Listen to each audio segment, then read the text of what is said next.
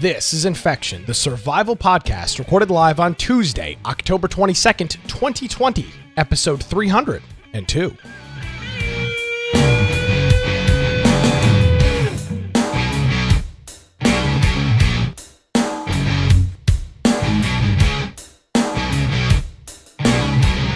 Hello, ladies and gentlemen, boys and girls. Welcome to another episode of Infection, the survival podcast. Infection is your source for the latest information on survival video games.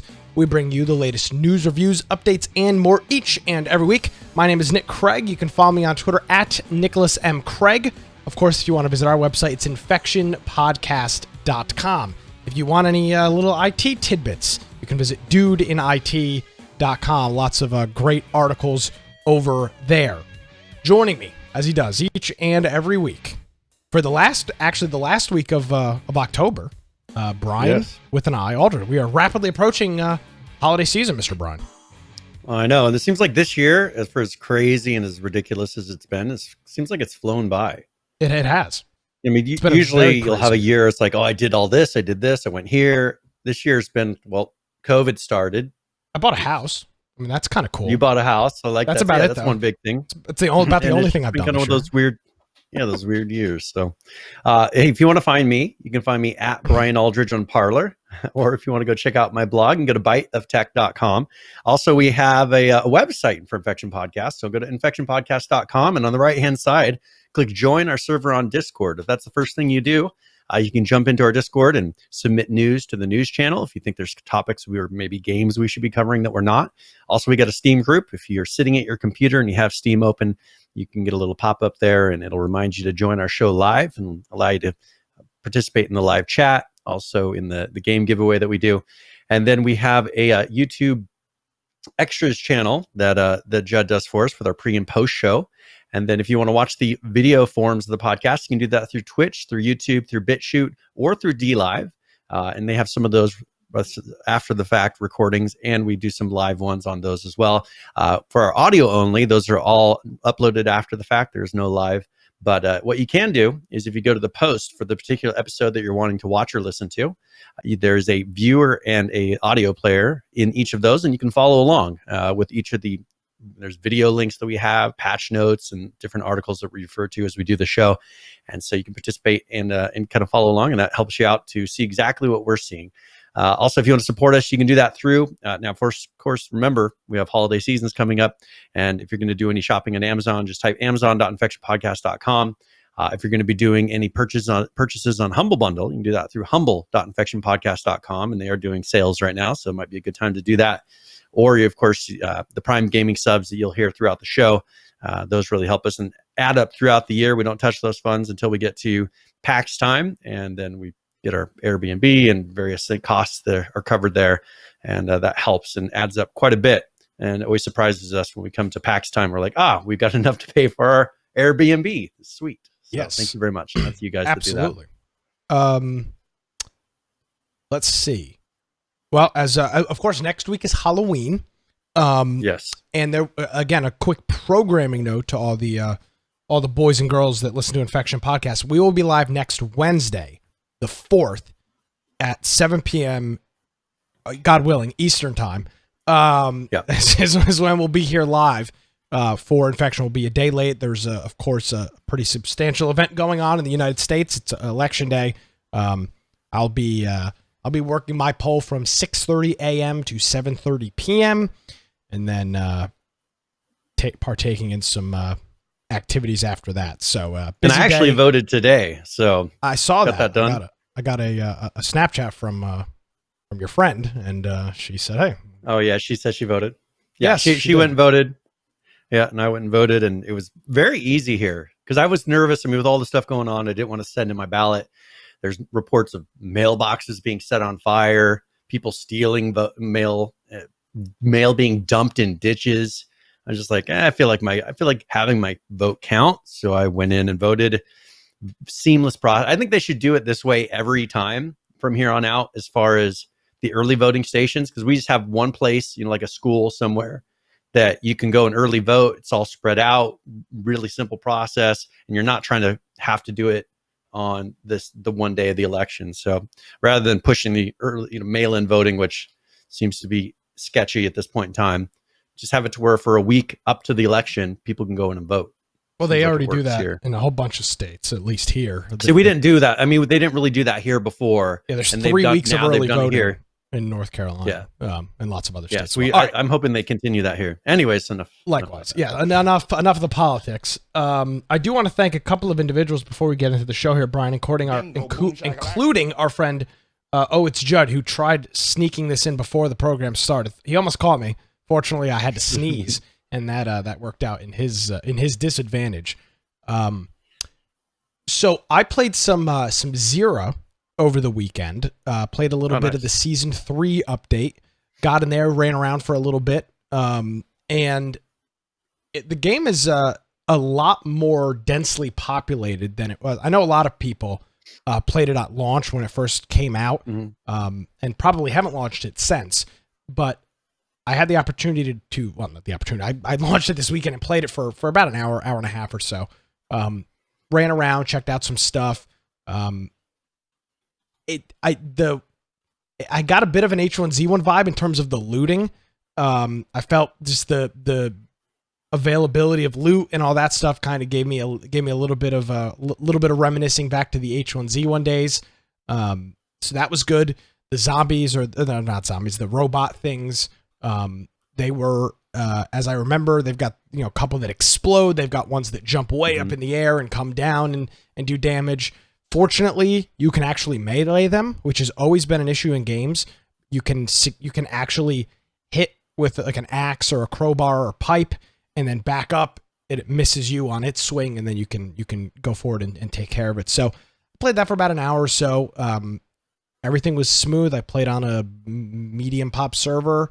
I saw 2 people. I killed them instantly because I don't trust anybody. And that's your H1Z1 instincts in play. Yeah, I mean, fool me once, shame on or me. Rust, or you name it.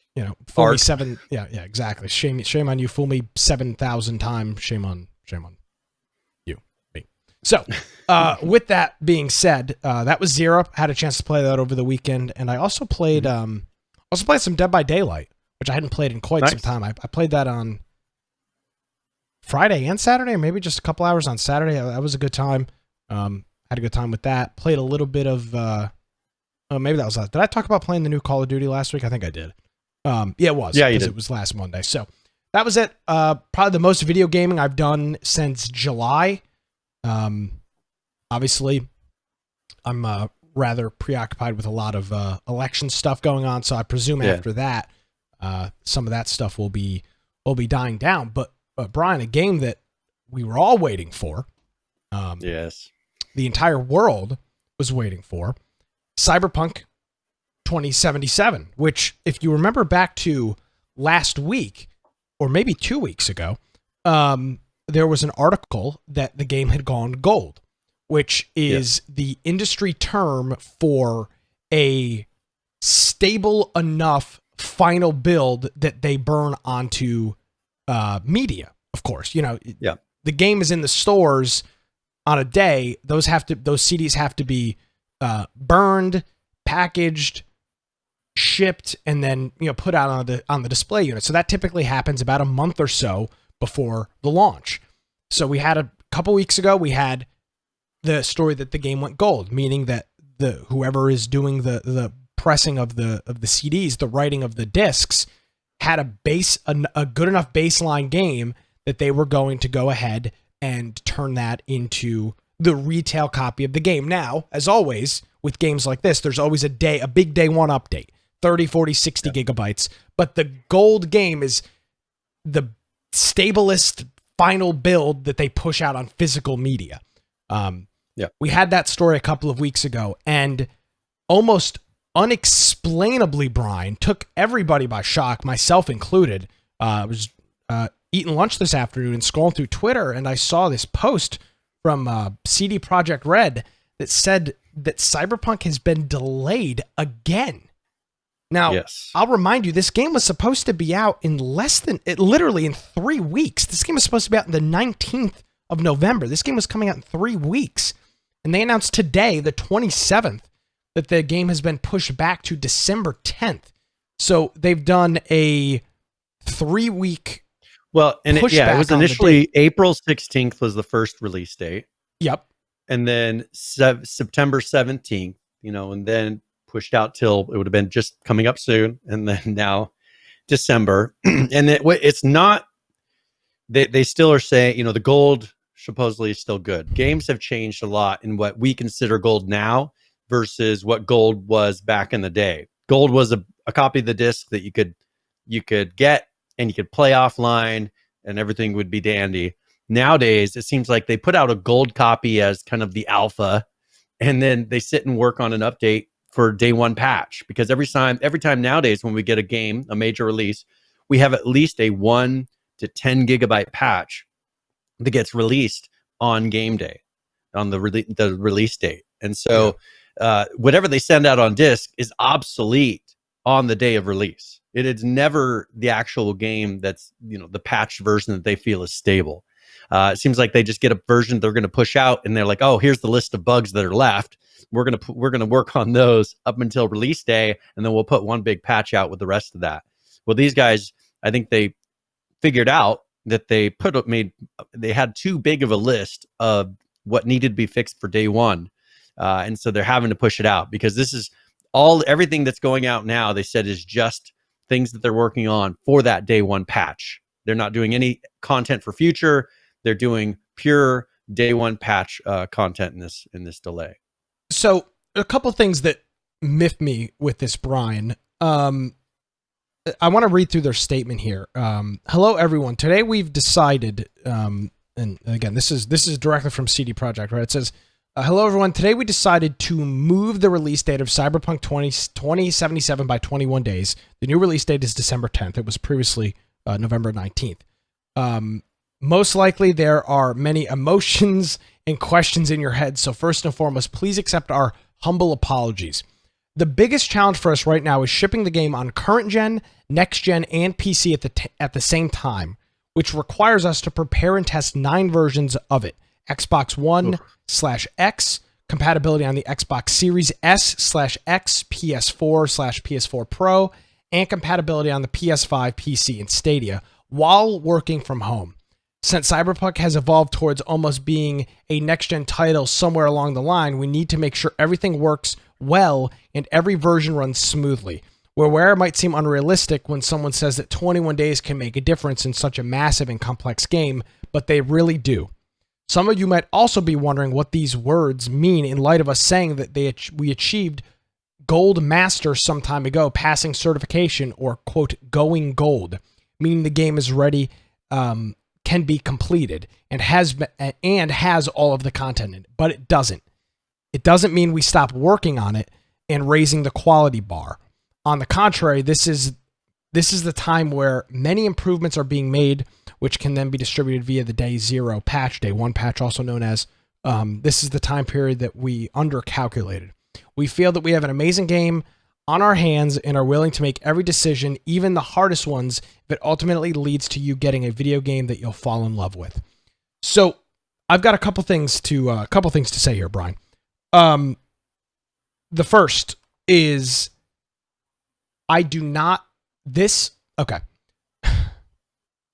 this notion that that they're essentially looking for sympathy by saying the challenge is that we have to make the game on 9. We have to essentially make 9 versions of the game. Yeah. That's them being greedy. And let's be honest about this. This should have always been a next generation console game. Always should have been. From day one, this game should have always been for next generation systems. They decided, Sony and Microsoft decided that, and obviously had enough play to say, we want this on the old Gen 2. By the way, you're talking about consoles that came out in 2013. They decided we want it on old consoles, the Xbox One and the PS4. So to me, that's being greedy. They wanted this game to make and I don't have a problem with them making money, but they wanted this game to be on every single platform possible. And then they have the audacity to bitch and complain about it, when the reality is it should have just been next generation Xbox, PlayStation, and PC. And that is to me the most frustrating thing about this is, oh, we have to prepare and test 9 versions. It's because of your own greed. You guys want to make as much money as possible, which I agree with. Yeah. I have no problem with it. But don't give me this bullshit. We have to make it on 9 copies, and that's why we have to delay it for the 4th or 5th time. It's unexplainable, Brian. This was their own decision to put this on 9 consoles. Nobody held a gun to the CD Projekt Red's head and said, you've got to release this game on both generations. They decided to do this because they can make the most money possible, which I'm fine with. Don't bitch and complain about it, though. That's the problem here. How much do you think Microsoft would have paid them for the exclusivity rights of on launch on the new hardware? I don't know, but I don't know what they would have paid for exclusivity. I don't know what it's worth.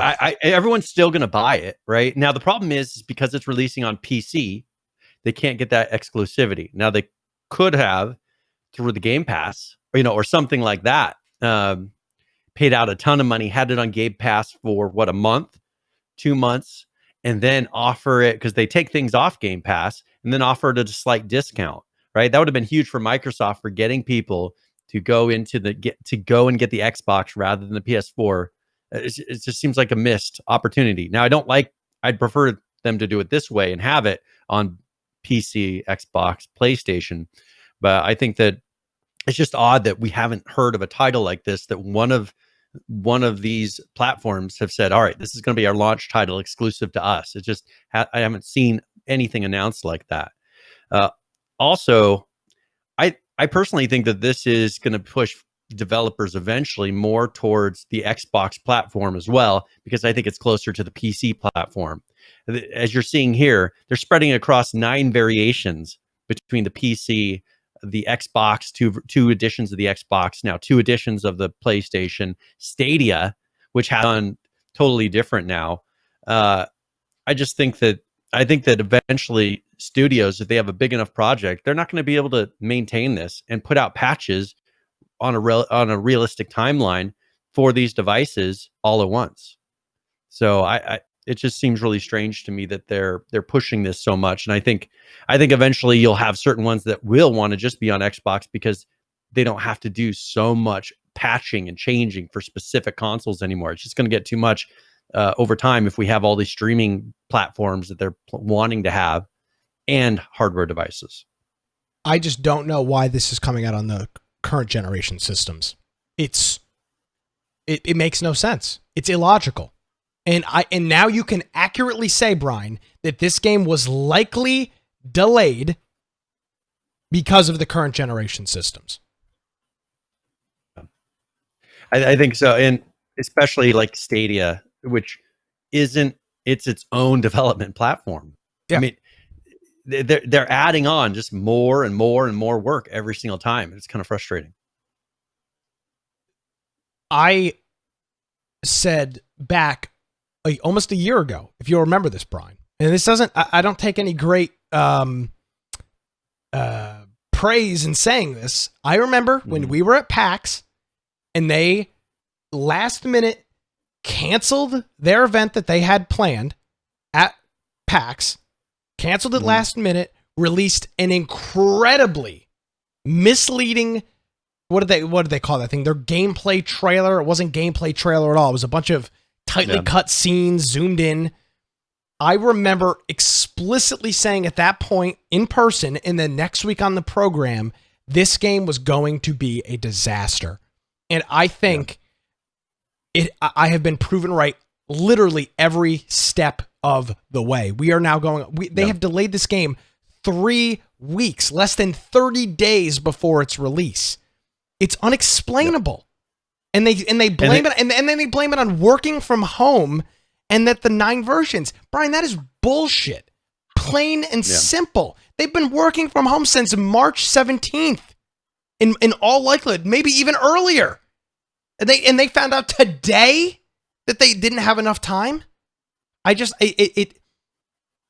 believe it. I do not believe anything that is coming out of CD Projekt Red.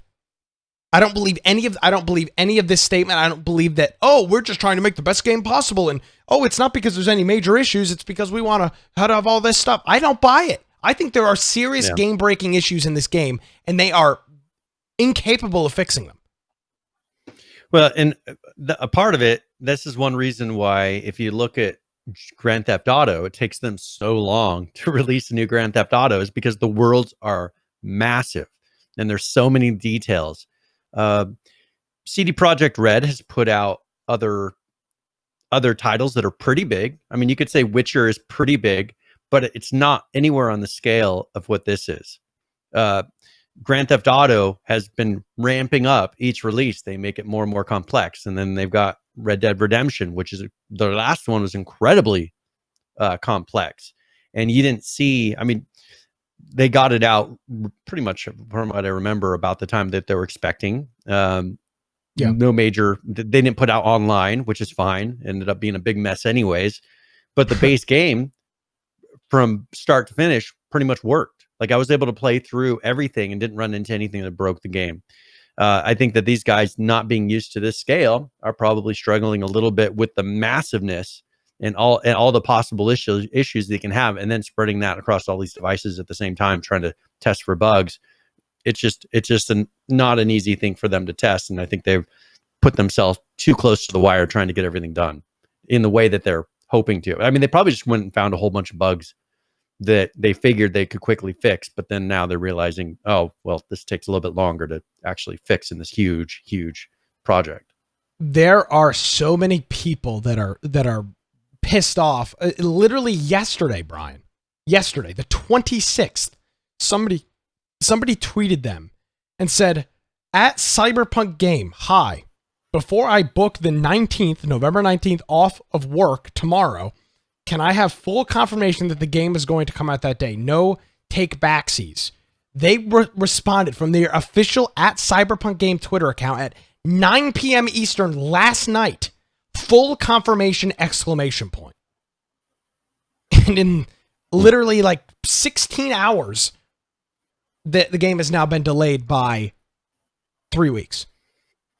Yeah, something is fishy. It doesn't pass. There's got to be a game-breaking bug that they're not. There's got to be a game-breaking bug that they're not discussing. Like, something wasn't working correctly on one of their latest patches. I'm sure they have a patch that they've been building and kind of going out there, but there's got to be something that just totally didn't work after, if they would have applied that. And somehow they didn't know until now. I expect more from legitimate studios. I think one of the things, Brian, that you and I have been frustrated with is the amateurness of a lot of the games that we talk about. Now, we, of course, cover the indie industry, right? We cover the alpha industry. A lot of these are small studios, a couple of guys spread all across the world. Yeah. And we've come to expect what that looks like. It is, in a lot of cases, delays, lack of information, last minute things. It happens. I have come to not expect this from large, legitimate game studios. And I think, frankly, the fact that they can piggyback off the bull that the indie industry has been putting us through for the past 5, 6, 7, 8 years, they feel that this is okay, and it's not. Yeah. This is not acceptable. Yeah. I have genuine questions about purchasing this game now. I really do. I'm not purchasing this game on launch. This game's coming out 2 weeks before Christmas. I bought it on PC through a sale through GOG just because it was a really good price. So I have the PC one. I was, planning on playing it on console anyways. But one frustrating thing is, like, Joe in our Discord, he's like, I took off work. I was planning on taking off work for this. Yeah. To play it. And just like the person that you gave an example of, it's very frustrating because some people look forward to, there's people that love the Witcher series.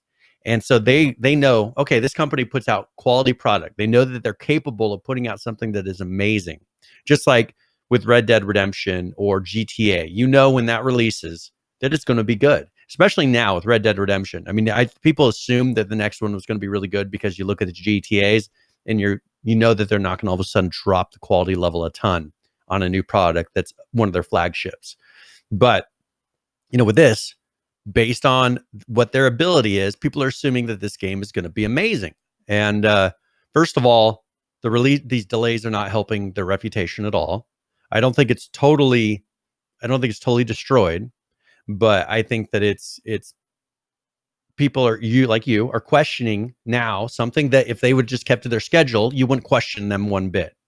The Yeah. only thing that's been sketchy about anything that they've done up to this point has been that they keep pushing the game back, and it's always not a real reason, or it's we just need more time.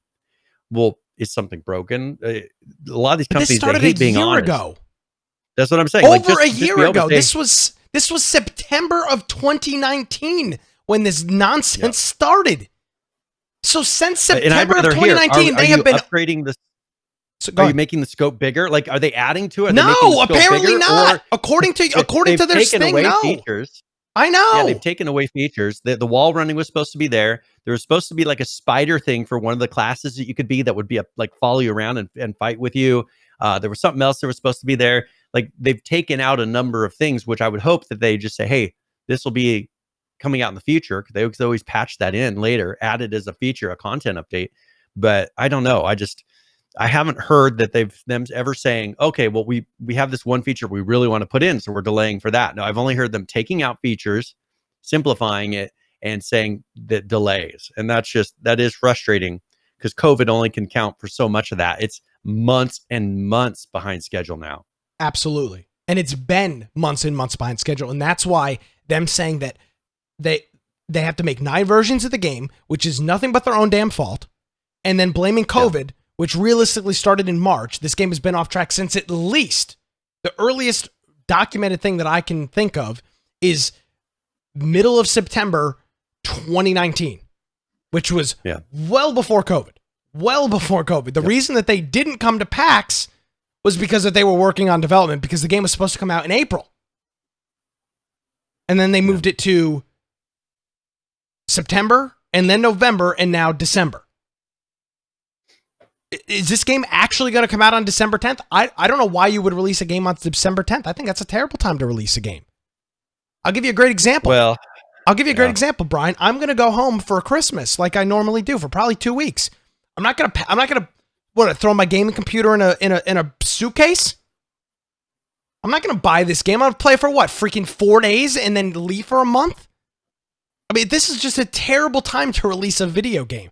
2 weeks before Christmas? Yeah.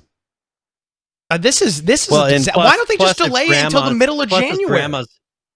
Plus, if grandma's buying you your copy of Cyberpunk, she's got to buy it, package it, mail it. We all know after Black Friday what UPS turns into, and USPS. Everything is delayed. They've taken themselves out of the range of being able to buy it as a gift, package it, and mail it to a family member. It's the 10 days, 15 days before Christmas is just not, it's just not going to work. And so I think that's one of the biggest things that surprised me is someone who's asking for that as a gift.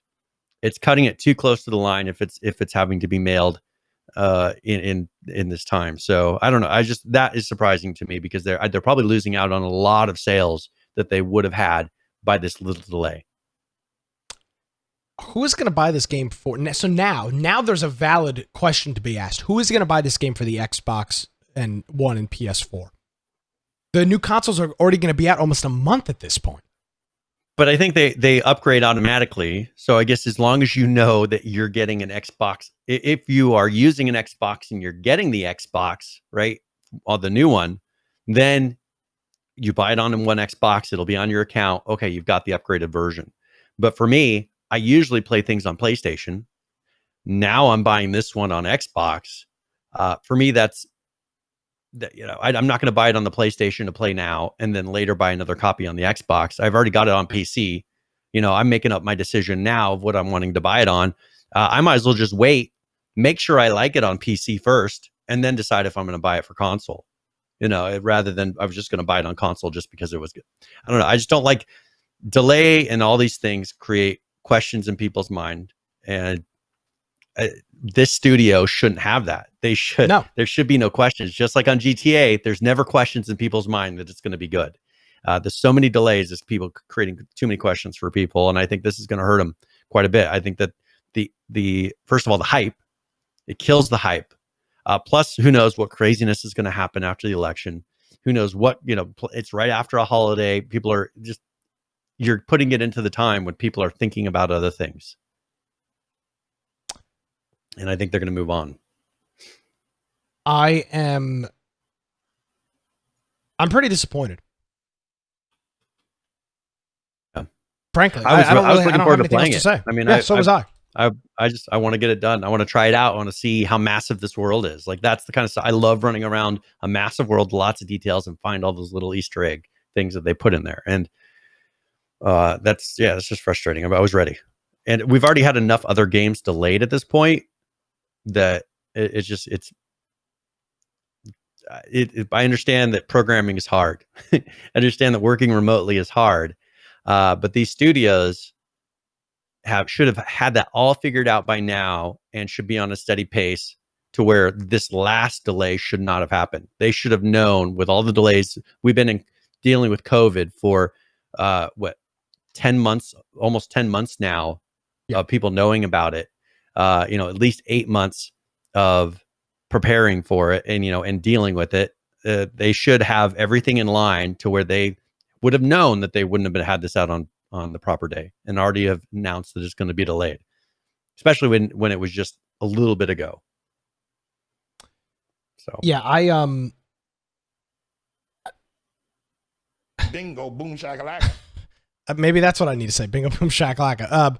Thank you for the subscription, Tiger Tie. Tigurity. That's my girlfriend. I think she figured out how to hook up her Twitch Prime account. Fantastic. Prime Gaming, or whatever they want to call it now. Thank you very much for the subscription. I don't know what else to say, Brian. And you make a really good point about what the U.S. is going to look like post November 3rd, which I think I think questions about putting yourself into a very questionable time. I mean, we don't know what's going to happen. After the election, there could be riots. Like, there could be a lot of crazy stuff that's distracting people from video games. And that it's maybe making people question whether or not they should be spending money right now. It creates instability, and I think people, just like they hoarded toilet paper, I would not be surprised if weird things start happening and people, don't go out and spend all the money they could. I mean, I think right now there's a lot of people without jobs. There's a lot of questions. I think they would have a hard enough time knowing what their sales are going to be, and I think this is just hurting it more. Yeah, and at this point, I'm not going to be jumping on this at launch. I was excited to play it. I was already iffy about it. And now that they've delayed it back to essentially 2 weeks before Christmas, I think I'm out till the first of the year, Brian. Yeah. Frankly. Well, I'll let you know how it is on PC. Maybe I'll stream it a little bit in our Discord so people can see what it's like. It's not that I don't want to play it. It's just, at that point, it just doesn't make sense for me to buy it. Why? Yeah. I don't. Maybe some people do. I don't typically play a lot of games around Christmas. Yeah, I know other people do, but if they don't travel or whatnot. But I travel and I have a pretty minimal setup with me. So yeah, that is all. And this game is, unless you're carrying your Xbox or something with you, it's going to be. You're not going to play it on a laptop right away. I don't think. Not my. Which I'm not going to carry a console around with me to play. That's to me that's stupid. So, Cyberpunk 2077 unfortunately delayed about 3 weeks before its launch. Okay, Brian, let's make. You got your book? Yes, I do. Do you think this game's going to come out on the 10th? Yes, I do. I don't. I don't think. I think they will. So put it in the book. Let's. Even though, and at this point, I'm just doing this for the lulz, because I've been right about everything thus far. I think I've hit this nail on the head for a year now, permanently. Yeah. And I'm putting all my reputation on hoping and praying that Cyberpunk lets us down yet one more time. I don't even think it's a good time to release a game. Yeah. So Cyberpunk will not release on December 10th. Yes. Okay. Hot takes from Nick. Tune in next week for more. Got it. we'll see what happens. And if they announce next week that there's another delay, I'll be pissed. I think you should be pissed now. And I know a lot of people that are pissed. I'm frustrated. Now. Yeah, people are pissed. I'm frustrated. A lot of and people are like, oh, it's stupid to take time off work. No, it's not. You look forward to something. And when it's a game you love, like yeah, it's something you want to do. I played Red Dead for like a week straight. That was I mean, I beat it in a week. Played it straight through. Me too. Found like almost every single side. No, you still waiting for you to make it halfway. 30%. Yeah. I went through and got into the 90-ish% completion range. And so, it's just that I enjoyed it that much. Like I practically took a week off of everything to do that. And there's for some people that's how they want to do it. Now this one, I'm going to do it more like I play with like The Witcher, to where I'm just kind of doing it in spurts and not trying to do the whole story at once. Cause I don't know. I don't feel like doing this one that way, but I'll dedicate some decent time to playing it because I want to play long enough to where I get invested into the story to where it holds me. And then I can decide whether or not I want to keep playing. There you have it. I think, pretty unfortunate, but at this point it's a video game. It is what it is, but, yeah, not ideal to say the least. All right. Well, let's talk a little bit about Apex. Now, this Sure. isn't a normal patch, but we did hint at this. They are going to be releasing on Steam on November 4th. Oh, cool. So if you have that, there are a couple of charms and things that they have. One that we had shown originally when we were assuming that this was going to be happening was that potato, the Steam potato. That was something that we had thought, hey, this is indicating that this is going to be on Steam, and that is included in one of this. There is something with one of the portal boxes. One with what's the head crab? You're talking about Half-Life, the head crab? Half-Life, isn't that? Yeah, the Half-Life head crab. Yep. And then you've got the potato.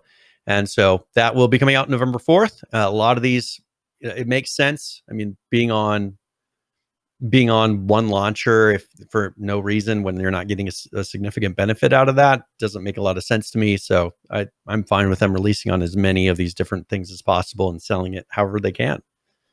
Well, and we've already seen EA, I think, has signaled that they are going to be moonlighting their launcher. They brought almost all of their new releases over to Steam. They brought their the EA Pass thing to Steam. Apex, which they're not the developers, but they're the publishers of. They've now brought that over to Steam. It makes sense. They don't want to. I mean, they weren't getting a real benefit out of it at the time. No. Even on being on their own platform, people avoided it. Didn't work that well. They opened themselves up to liability if they have something bad in the code that allows someone to get hacked. Then they've got problems. It ruins their reputation. They already had, and I think some of the other launchers throughout the year have had issues that were big problems that made the news. So it just doesn't make sense. Be on one of the main ones. I mean, be on Epic or be on Steam or be on both. Whatever it takes. And they had no benefit of being on their own launcher. So I would agree. So that'll change November 4th. Yeah, just about a week away. Actually, we'll be live the day that comes out. So we'll talk about it a little bit more then. Speaking of EA, Brian, the folks up north of us in Canada, EA is facing a class action lawsuit in the up in the Great North, and there is a lawsuit that was filed on September 30th by two individuals, and they are going to be pushing this forward, claiming that they are running an unlicensed illegal gaming system, which when they say gaming, they're talking about gambling, essentially, a gaming system. Yeah. So they're claiming that in 60 of their titles, I guess, that have loot boxes, that is what they're claiming. They're saying that British Columbia residents who purchased loot boxes in Madden NFL series of games, while this other guy from Ontario says they're going after the NHL series of games, and the both individuals assert that, according to the Criminal Code of Canada, prohibits unlawful gaming, betting, lotteries, and game of chance. Since EA does not hold a gambling license in the region, it is accused of operating an unlicensed illegal gaming system through their loot boxes. Now, I'm going to stay steadfast in my approach here, even if it turns out to be wrong. I think this is ridiculous. You can say that loot boxes are rigged, they're unfair, but to equate them to gambling, literal gambling, which I've done legally, I have a really hard time with that. I can see the argument. I get it. I'm not blind to it. I just don't agree with it. I think it's a lame argument. You could make the argument that so many things are gambling and unregulated illegal games. I don't buy it. There's so many things that are they're saying games of chance. I get why they're doing it. They these companies like following EA, up, the UK announced something. Was it UK a couple weeks ago? Yeah. Announced that they're doing something. Now we have Canada. I think in America the politics are distracted at the moment. There's there's a lot of shenanigans going on to where people are thinking about other things.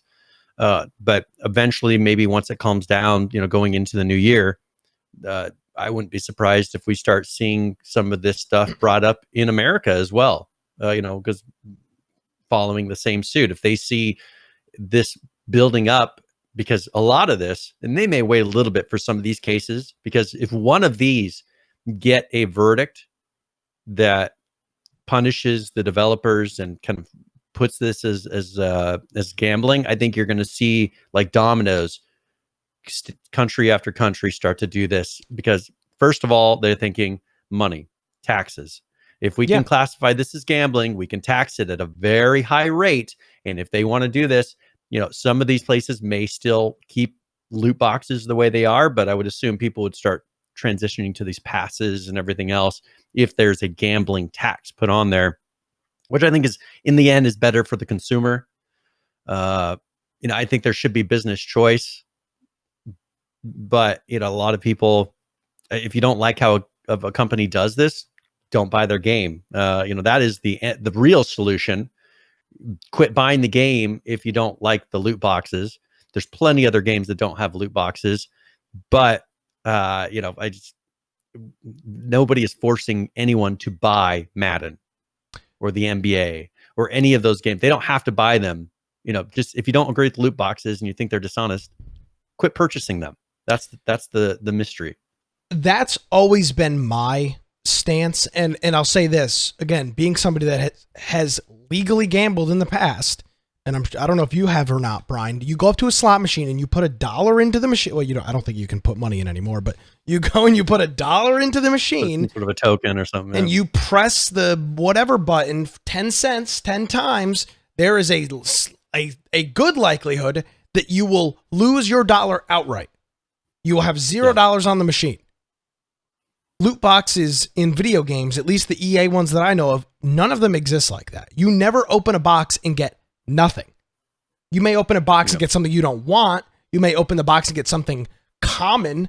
You might get a common item. But when I think gambling, like real gambling, like Las Vegas, casinos, lottery, or slot machines, gambling, there's not 100% chance of getting something. Most of the time, you get nothing. And to me, that has always been the biggest. Is it predatory? Yeah, absolutely. Is it absolutely? It's predatory. But that's a different conversation. I really have never bought into this. It's no different than pulling a trigger on a slot machine. It's not the same. It's not. Is it similar? The difference, sure, but it's not the same. See, but these chances have been happening in WoW. The difference is when they allow you to buy chances. That's where it changed, because the randomness and the rarity is the exciting thing. I've explained this about WoW. That is what sold it, is how difficult and how random and rare getting the specific item that you wanted was. Well, they're like, well, people love that. Then they're like, well, we'll just make it so you can buy the opportunity to do that rather than having to work and earn it through the game. So it's not the fact that it's random and rare and difficult to get. It's the fact that what they don't like is the fact that people can purchase opportunities to have it trigger. Where in WoW, you had to put in time. It's time versus money. And once you get enough money, and your money, you're trying to figure out, well, which one's worth more to me, my time or my money? Probably the time. Right? You hit a point where you're like, well, my time is more valuable. I've got money.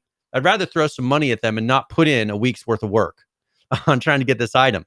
So I can understand the draw, but there's what they'll pull out and bring to court is all these people who don't have the means to throw the money at it. You want to know here? So that Robert Space Industries, not Elite Dangerous, the space. Robert Space Industries. Yeah. What's the name of that one? It'll come. I'm trying to remember the stupid. That game. Do you want to know the average amount of money?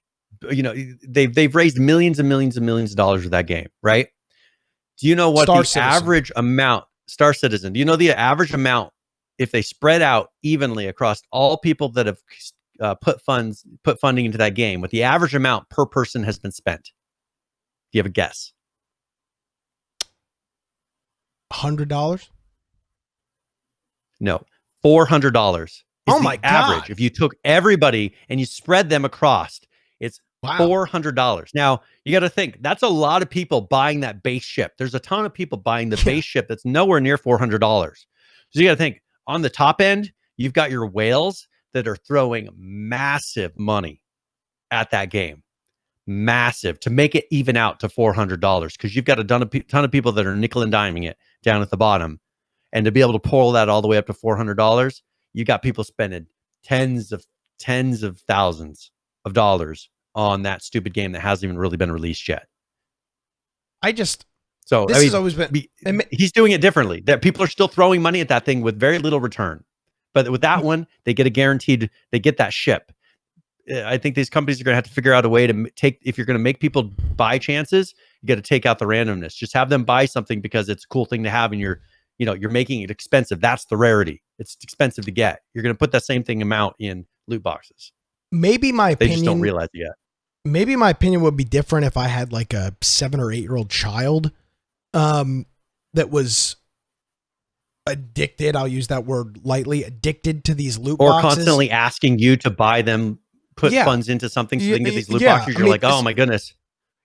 Can't you just buy the skin? No, you have to get the loot boxes. Okay, well, that's a 1 in 25,000 chance just for that one. And the other one's 1 in 60,000. Yeah, I think back to when I was a little bit older than that. Team Fortress 2 is a great example. You get case drops, and then you'd have to go to the Steam store and buy the keys to unlock the crates. No. I just, again, you want to talk about them being predatory? Sure. I'm all in on that conversation because I think you can make a very valid argument that they are predatory. 100%. But I'm not down for it's gambling. I hate it's like going to Las Vegas. That maybe that's part of it too, Brian. Maybe that's part of it. They need to de-incentivize it a little bit. I think if they just don't buy they it, could really get a. Well, I mean, yeah, I mean, of course, yes. I'm a libertarian, you know this. Well, it's fine. I don't care what you are. I don't like regulations, but they need to figure out a way to.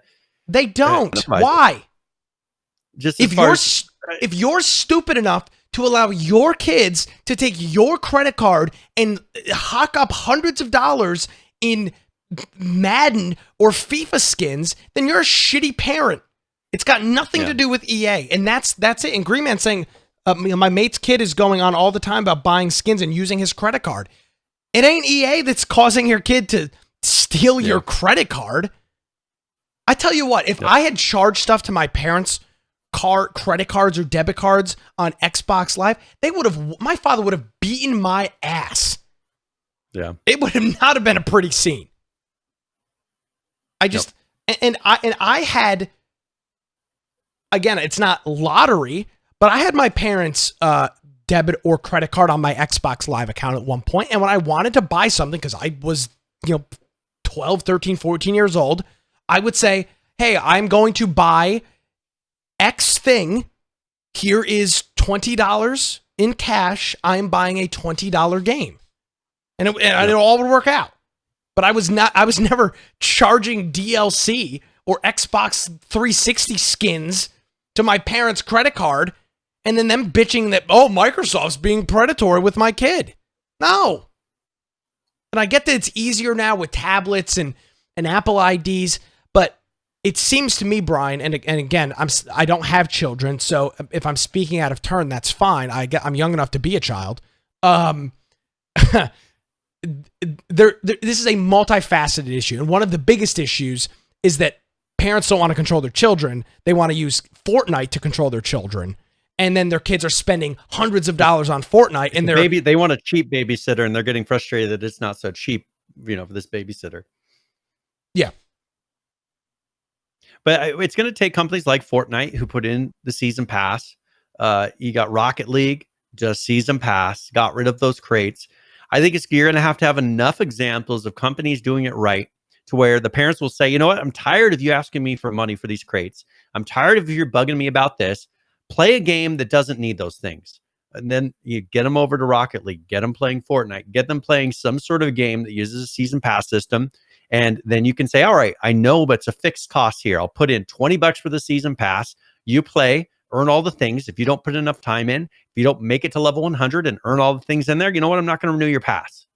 So if it's important enough to you, you'll play it, earn all the items that I paid for.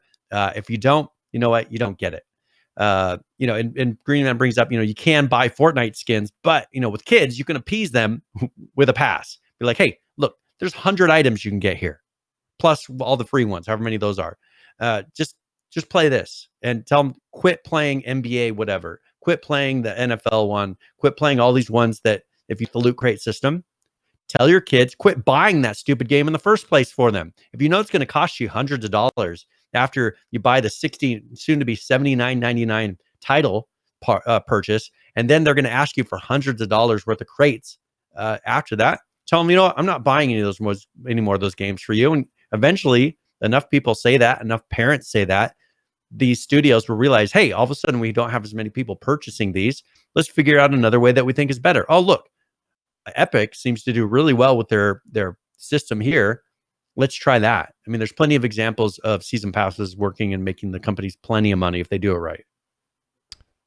Yeah, I would tend to agree. So, as Falcon says, I think you've had this conversation. We have had this conversation in the past. We had this conversation, I think, originally when was it India was talking about banning a game, maybe I think because of the gambling. And then the UK is talking about implementing it as gambling, and now we got Canada doing it. You get enough. China, of course, is not going to do it. But they already put in, you have to show the percentages. I think that may be something that eventually is a consolation they'll do here, to where you have to show what are the chances of winning this item.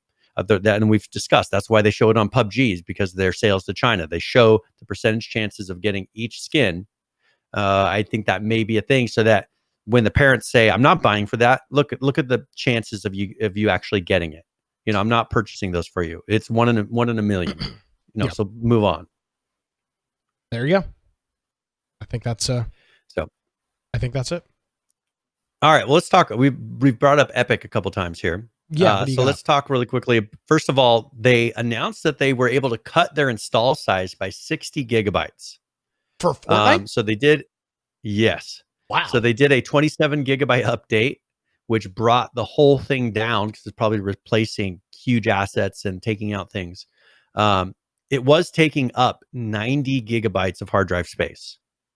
And they cut it down 60 gigabytes. So it's right around the 30 gigabytes now. So this is something with their 14.4 update that they did. This is really nice. I wish if anybody's going to do it, Arc should be next because they've got theirs bloated to 100 gigabytes or something on once it's installed. So this is something that I think we'll be seeing. Probably, I would assume it'd be better performance. I mean, if the assets are that much smaller, that takes up that much video RAM, less video RAM, and a lot of other things, so hopefully this will improve the load times, is what they're saying should happen, and also make the feature updates much smaller as well, since the assets overall are smaller. So it's good for them. Yeah, awesome. That's pretty cool. They also a little bit of update on the Apple Epic battle. Okay. One thing they said. First of all, the full lawsuit is beginning in May, so you should really see it start to ramp up about then. So you've got about 10 more months of things like this happening between the company.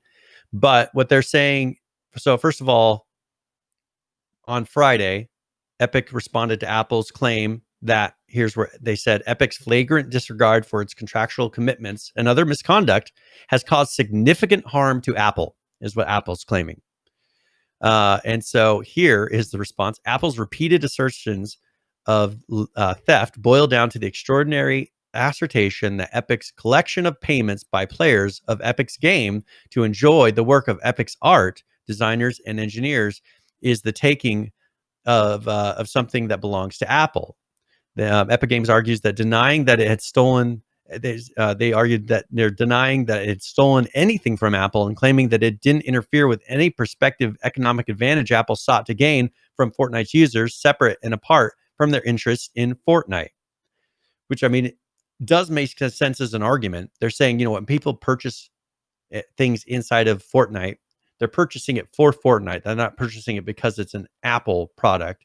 Now, Apple is making it available on their platform, right? So there is something there, but they can't claim that there's significant harm to Apple because people are not getting Epic's work. Is pretty much what it boils down to. So, and this whole thing is with the the direct payment system inside of Fortnite when they're using the Apple's Play Store and they don't want to pay the 30% fee anymore. So. This is we'll see if there's more that comes from this. That I think you could argue both things. Now, Apple, of course, is losing out on money, but at the same time, Epic is losing out on money, even more money than they are. The 70% minus whatever other fees that they would pay. I don't know how many fees they pay themselves, but this is something that it'll be interesting to see which argument actually takes hold and. The judge says, okay, that is relevant. I think a lot of this stuff will be tossed out and said it's irrelevant. But I think right now they're trying to create those arguments. I am surprised that 10 months before its trial, they're putting out all of these things that then, it makes it easier for the opposite side to argue because they have so much time to prepare for this argument. No kidding. They get 10 months to figure out a counter to this. And so, we who knows how much this will kind of change over the 10 months, is it 10 more? Yeah, 10 months, but we will see. So excellent. That's just a little update. All right. Let's talk about PUBG for a second here, Brian. We've got a couple things going on with them. They've got a new build on the test server that is live, and it's update 9.1. And there's actually a short video here talking about it, and there's actually a new map involved. So let's take a quick look at this update 9.1 for the PUBG test server, and we'll discuss after this.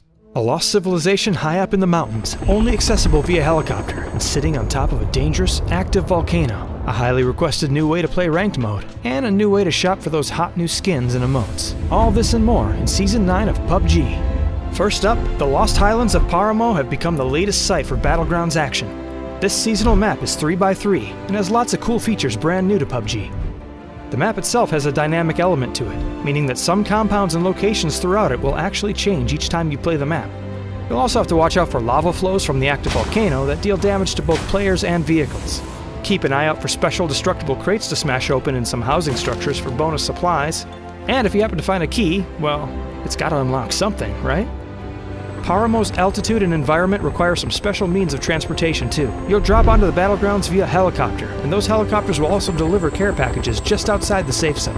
Rumor has it they may be coerced into dropping that precious loot a bit sooner if they run into a hazardous flight path. Getting vehicles up the mountain is no easy feat either, so the best you're going to find are a few motorcycles laying around some of the villages. We're excited about Paramo, and hope you are as well, but there's still more Season 9 goodness to go over.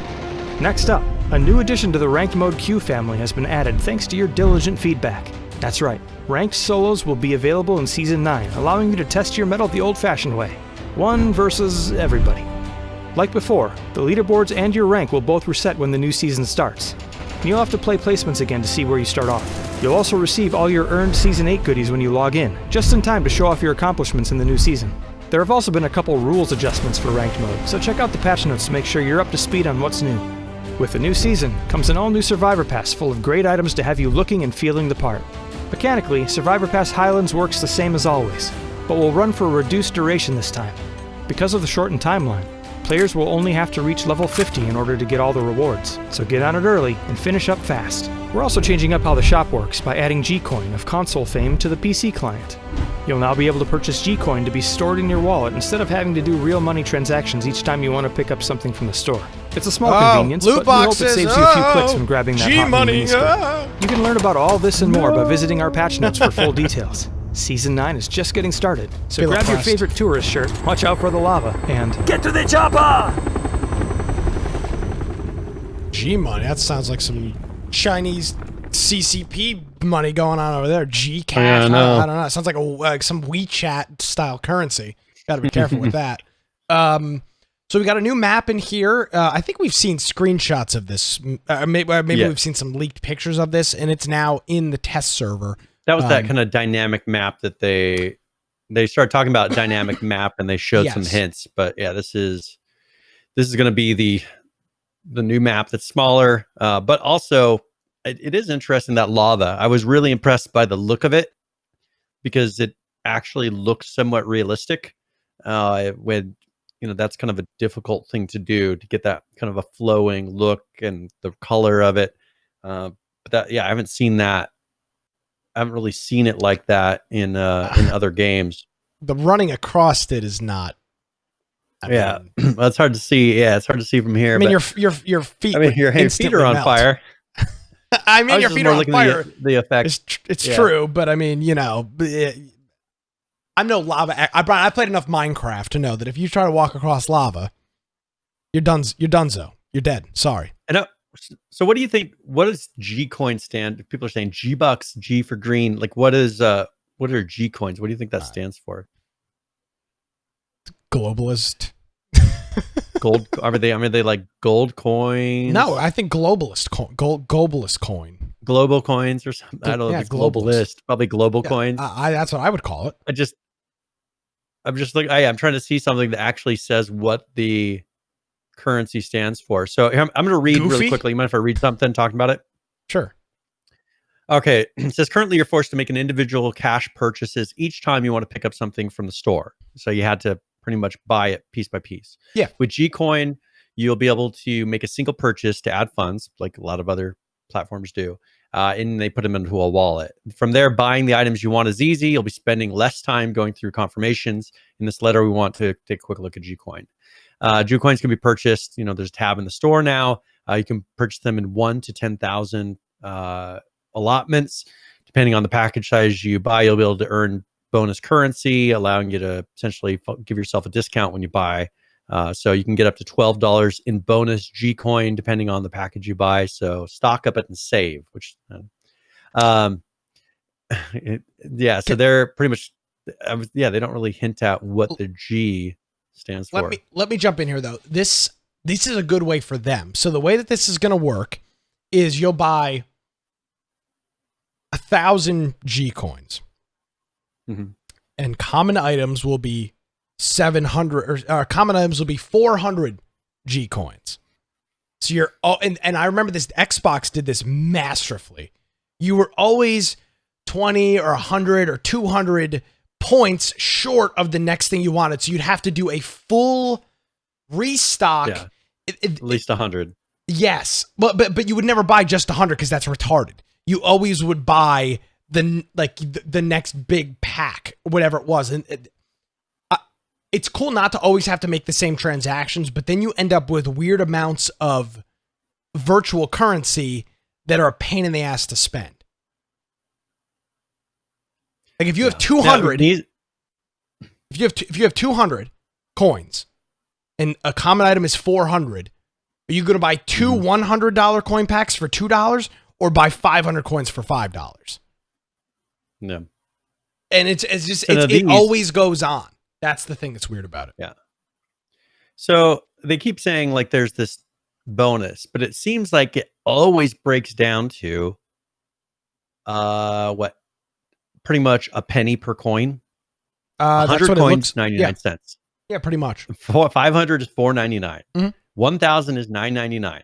2,500 is $24.99. Now they keep saying, now they give these bonuses. Those must be outside of that. So you're getting the 2,500 plus 200. You're getting 5,000 plus 500. So it's equivalent of, let's say, they get 500 coins, you get a 10-cent bonus. If you get a 10-cent bonus, $5 and 10-cent bonus. Oh my God. Oh, it's a 10-cent bonus and a 10-cent bonus. Yeah, that's what I'm saying. I mean, is there any collusion? I mean, so if you spend $10, you get a 50-cent bonus. If you spend $25, you get a $2 bonus. If you spend $50, you get a $5 bonus. And then if you spend $100, you get a $12 bonus. Pretty much. A little late in the game to start changing their whole currency, maybe? Well, I'm wondering if it's because of going across multiple platforms. They're running into issues with purchasing this. Yeah, it's possible. I mean, look at what Epic's going through right now. Epic has a coin system, but if you buy it on another platform, you could get them discounted. What I don't understand is why they don't just raise the price a bunch and say, hey, if you're going to buy this through Apple, it's going to be plus 30%. If you go buy it on our website, which through other platforms or other means, which can still get added to your account, it's at this normal rate. They could do that. I just don't understand why. That just seems like it'd be a lot easier than this whole lawsuit. I would make that called the Apple tax. Yeah, I would agree that the lawsuit. We've talked about that for years. I would agree that the lawsuit's probably not the best approach. So, pretty cool patch going on over at the test server of PUBG, and this is 9.1. Something else that they've done, Brian, and this is close to your heart, is they've started releasing some lore, and they've got a complete website set up for it, lore.pubg.com. And you can see here, it's this little site, and this is the person that's unlocked right now, and you can read her story and look at different things about him or her, depending on who you're looking at. And you saw on this other page, there's a web of people that are currently still locked. There's some other stuff on here. This is a pretty cool way to do it. It kind of reminds me a little bit of the Dead by Daylight thing with the tomes and how they're kind of doing their system. Isn't it funny that we're starting to see a bunch of games all at the same time all start with back building a story because they've gotten to a point where it's like, all right, the game is done essentially. Let's start throwing this other stuff. How much is it the BR burnout as well? Do you think this is cushioning themselves to possibly release more of a story mode version of PUBG, creating more of a standalone or something that goes along more of a campaign? Because eventually people are going to be like, all right, it's been inching that way. People are getting more and more tired of the straight battle royale style game. And it'd be very difficult for these guys to get out of that battle royale style game without creating a whole new game mode. And I'm wondering if creating the lore, if they'll create a way that you can maybe play through some story using all these features. Because why create all this if most people don't care. Most people, unless they're doing this for some bigger thing and they're wanting to create, they're creating all this lore and backstory for a reason. I just don't see the point. For a game like this, people don't care. People care about it in Witcher. They care about it in other stories, but they don't care about it here. They don't. And I don't think that releasing PUBG is PUBG. It will forever be PUBG. Yep. It will forever be the BR. It doesn't matter how much PR they want to, it doesn't matter how many tens of thousands or millions of dollars they want to throw into a rebranding campaign. PUBG is always a BR. So I don't think that is their approach. I hope it's not their approach because it's probably a losing strategy. PUBG is a BR. There is a direct correlation between saying PUBG and you thinking BR. And I don't know of any amount of advertising that can change that. But it's the original. It is literally the original BR. Yeah. Yeah. Plus, would you really want to play you know how clunky the PUBG game itself is? Would you really a story-based PUBG? That wouldn't feel good at all. I mean, it would be like it'd be crappy. It'd be like an armor. Well, I think what they could do if they really wanted to push it and make it work would be to create some specialty game modes, kind of like what Overwatch did with their holiday stuff, where it's a different mode where you're actually going against NPCs and things like that. Have it to where they have some limited time single player type of content where you can go in and earn bonuses, maybe get some special unlocks or skins, and have them be limited time things to get people used to the idea, to develop your tech, see if people really graduate to it and like it, or gravitate to it and like it. And if they do, then release that, have maybe a DLC or something that has that type of content if people actually are playing it. But it would have to be something where they'd ease into it and incentivize people, the BR players, incentivize them to go do a side mode and then see if it takes. Agreed. So you can check that out. Hey, we released the DLC and here you go. It's just not going to hold. Not in the current state. You can check it out. It's lore.pubg.com. All right, Brian, we're a little bit over halfway into the program. Do we have a game giveaway this evening?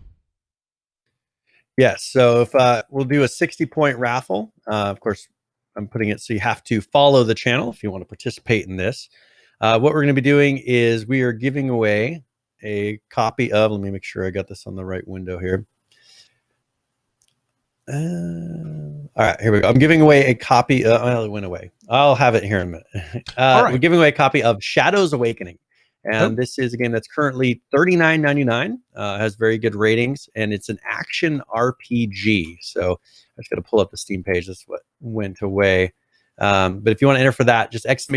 giveaway in chat, and you can check it out. It was released in 2018, currently $39.99, and has a mostly positive rating. And so that it is a RPG action hack and slash isometric looter.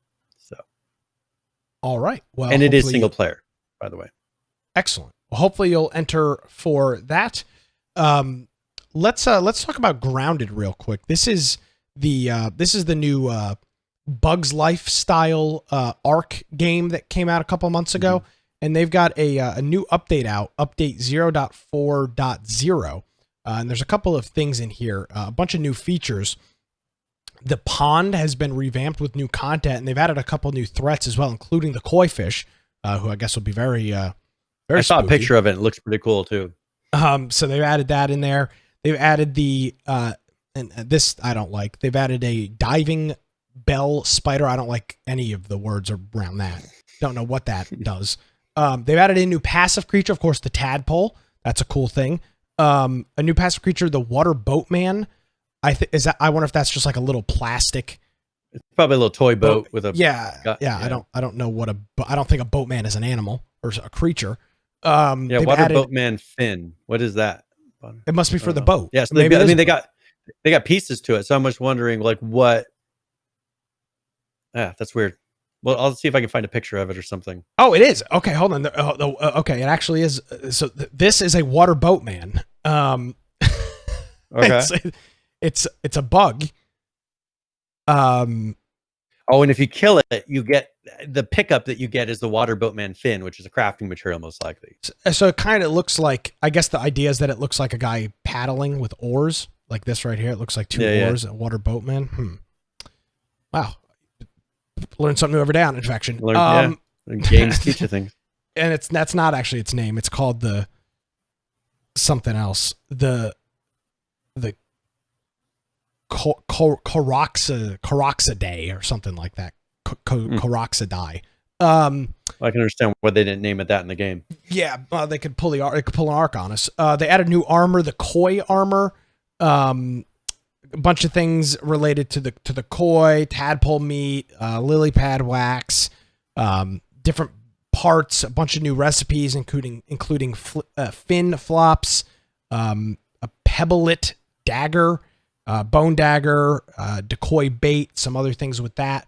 And then a couple of feature things all around. The HUD markers can now be visually toggled off on your HUD on an individual basis in the map screen, so you can change individual HUD locators.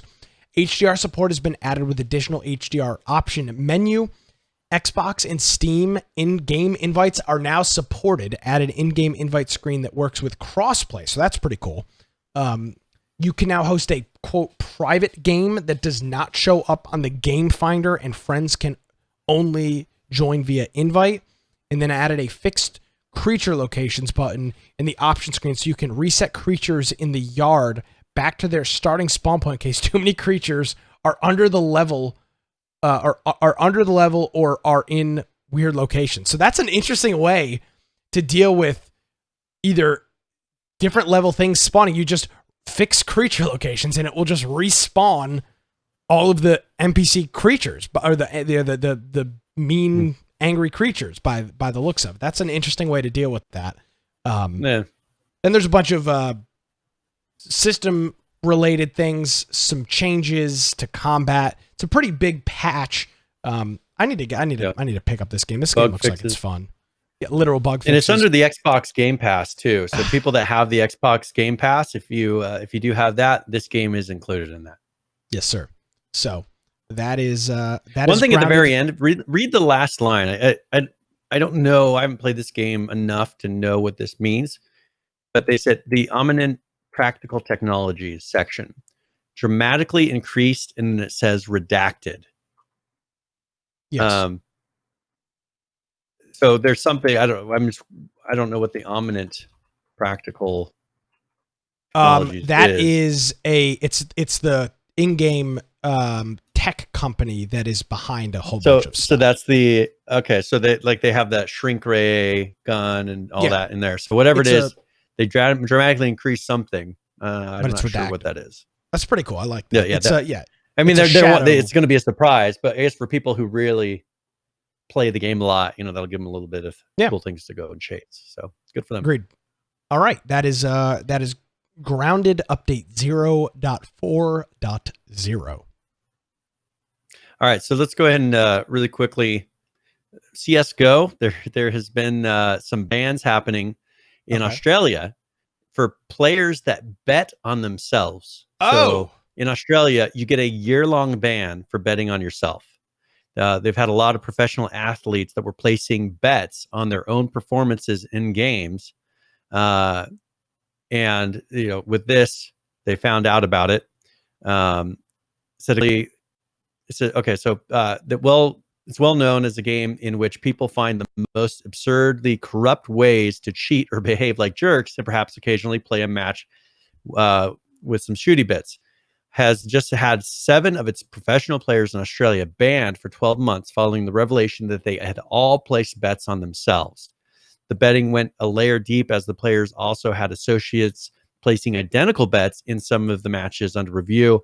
Law enforcement has been notified, and further penalties will be assessed on the legal level, but the year-long ban will stop the players from taking part in any professional engagements in the game for some time. So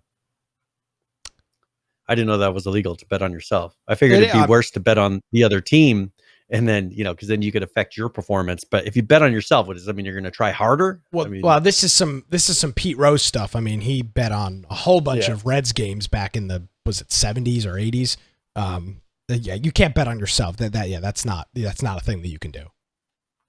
Yeah, well, I guess not. So they're getting year bans. So that should be stopping that in Australia. Well, they're getting year bans, so they're also likely going to have some serious legal issues as well. I mean, as heavily as, I don't know about Australia, if their gambling is anywhere near as highly regulated as it is in the United States, these guys could be in some serious pain here, because they don't screw around with that kind of stuff. It's so heavily regulated. Yeah.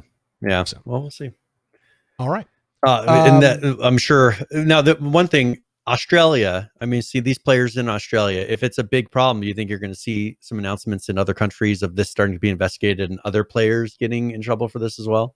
Possibly. Yeah. Because usually once something gets noticed, they're like, oh, well, we should go check and see if they're doing this in our league. And then all of a sudden you just get a whole announcement, a couple weeks later of the same thing. So we'll see. Yeah. Agreed. Rocket League has put out an update. Of course, we have a lot of people that are doing their holiday updates. I did get a chance to play some Rocket League this past week and play in their special game mode, which is pretty cool. I'll explain it here in a second, but let's go over quickly the patch notes.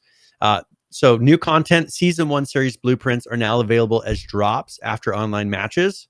So all of the blueprints that they had in Season 1, you now have an option to win some of those in just the after match crates that open. Changes and updates to the tournaments. They changed the behavior of the leave tournament button. Once a teammate votes to leave during a match, the leave tournament button will turn red. At the end of the match, the leave tournament button will not be usable until you reach the post-match screen. Disabling the button during the podium progression and drop screens will ensure that you don't leave the tournament early enough to receive a temporary tournament ban. Removes time limit on tournament final series. And then in general, they adjusted the coloring of free and premium challenges. Some bug fixes they did in this one's Xbox One. They fixed the bloom intensity for some of the wheels, corrected stat tracking for the double demolitions, fixed the trade status of several non-common items, and then bots joining a match in in progress will use a boost as normal. Fixed several bugs preventing challenges, menus, navigation, and challenge claiming. Remove shading covering scoreboard during goal replays, and then fixed a bug causing another player's accolades to show on the screen on the post-match screen. One thing with the new mode, they have this one where it's like the Ghostbuster theme that they've been doing, but the ball, first of all, it's bright neon, different colors based on which team has touched it last, but it automatically starts going towards the net. So if you hit it, even if you hit it way up, it arcs and starts going towards the net and gets pulled into the net. So it's very odd. It's a very high scoring game. It's like that magnet ball. Kind of frustrating to play. Right? Yeah. And so you pretty much your goal is to pretty much just hit it towards the net, and everybody's blocking. You can't, my whole usual mode of driving around and trying to dribble the ball and do stuff doesn't work. Like everybody's just by the nets trying to hit it the other way. It's kind of ridiculous. I mean, it's a fun little side game, but definitely not how you want to play the game the whole time. But it is entertaining if you especially for kids, because it's much more simplified. All they have to do is try to touch the ball, and they're good to go. Gotcha. Cool. So that is the current version. All right. Real quick, 7 Days to Die is on sale right now at Humble Bundle. It is 66% off. You can get it for $8.49. And of course, if you're buying it on Humble Bundle, we'd recommend you use our code. And you can get that by going to infectionpodcast.com, clicking on the support button, and just clicking on Humble Bundle. It saves a cookie on your browser. And then when you go to checkout, it'll say you're supporting Infection Podcast. So that you can do that, or you could just click the link directly in our show notes, infectionpodcast.com. All right, back to some survival gaming news here, Brian. Dead Matter, which, by the way, talk about a lame launch, right? Dropping off the radar. Did you even play it? Because I didn't. I never even launched it. I never even installed it. I launched. I think I launched it, but I didn't. I think I got it. If I remember correctly, I launched it, logged in, and then left. I don't remember why, but for some reason I don't think it was working correctly or something. I tried it right after launch, and I haven't been tempted to. I kickstarted it. I just haven't been tempted to play it because I've heard nothing good about it. I've heard nothing about it. You say nothing good. I've heard nothing. Not even bad. Well, and for me, when you hear nothing, that's nothing good. You want to hear something. Want to thank our buddy Izzy Trippin for hitting us up with the 9-month resubscription here on Twitch. Crazy Joker J says Dead Matter has been nothing but delays. Yeah, can't say I don't want to play a partial game at the moment. Like if I'm going to play that game, especially it's kind of a small group playing through a story, playing through an environment. I want it to be mostly done, and I was thinking it was going to be a little bit farther along than what it was. and polished, based on all the delays and everything. I think there's still hope for it, but I kind of want to wait till it's closer to being polished before I put some time into it, just because I have very limited time to put into games at the moment, and I'm not going to play through something that's buggy. I mean, there's a lot of other games I could be playing right now. I so wish that we had player numbers for this game, but since it's not actually on Steam, they're using that Steam review code system. We don't have numbers. I bet you there's not but 40 people playing this game. That might be an overstatement. But nevertheless, they got an update out here. 0.4.0, same update number as Grounded. This update does include a full character wipe. A couple of things have been added to this update. Dead players now spawn flies after 5 minutes. They've added a toggle lean option. They added an ADS sensitivity slider. You can now specify a quantity when spawning in items via console. New structure/claim build menu. Screech sounds from tires, so if you hit the brakes, you'll screech. Some more hints as to why you can't build or disassemble structures, so maybe a little bit more notice on that. They added a /heal command to restore stats, food, etc. They added a /remove structures command that will allow you to remove and reset claims and do all that stuff if you're a server admin. They've added new sky lighting. Clouds are not in the game yet, but the lighting they have. A Morley detail pass for the crashed airline area. Many commercial signs are now set to be lit up as a function as a light source, so you'll actually be able to get light from those now. Detail pass for the Morley grocery store structure type. New carpet material variants added functional street lights, and added a portion of Bow River running from LAC, from Lac des Arcs through Morley will eventually extend to Ghost Lake, and then so they've added a part of the river that it actually is running now. There's a whole bunch of changes and fixes in this as well that I'm not going to get into all that much, but those are a couple of the major additions. And again, of course, this does include a full character wipe, but yeah, I mean, I've literally nothing. See, I'm putting this in right now. I'm putting this in the Scum category. Scum, no. I know, but I'm saying I didn't write off Scum, right?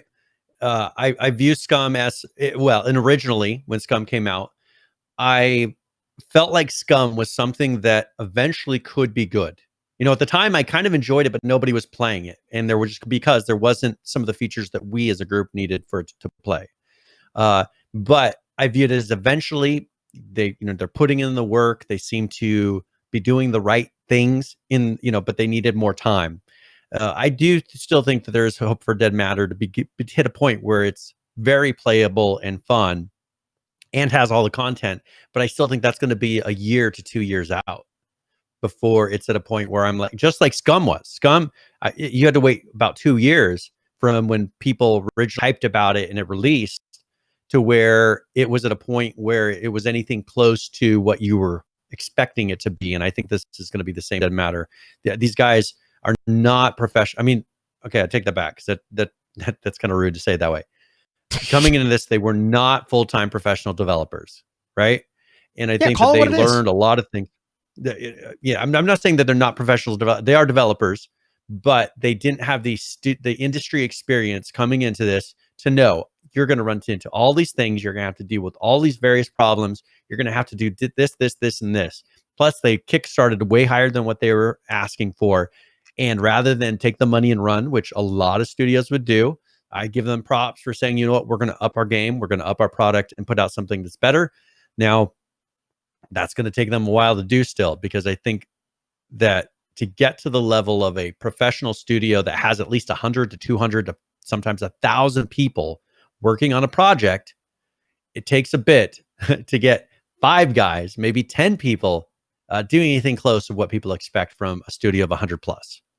So I don't know. Well, I think they will get to where it's at a point where I'll say, hey, definitely worth playing, but I think it's going to take a little bit of time for them to get there, generating the content and putting it and making it stable and something that's worth playing. And I think Scum is really close to that. I think we've been waiting for Scum. I think Scum is to the point now where they're at that point where I can say, hey, that is a game worth playing. But because of that big delay, too many people lost their interest in it and lost their hope in it.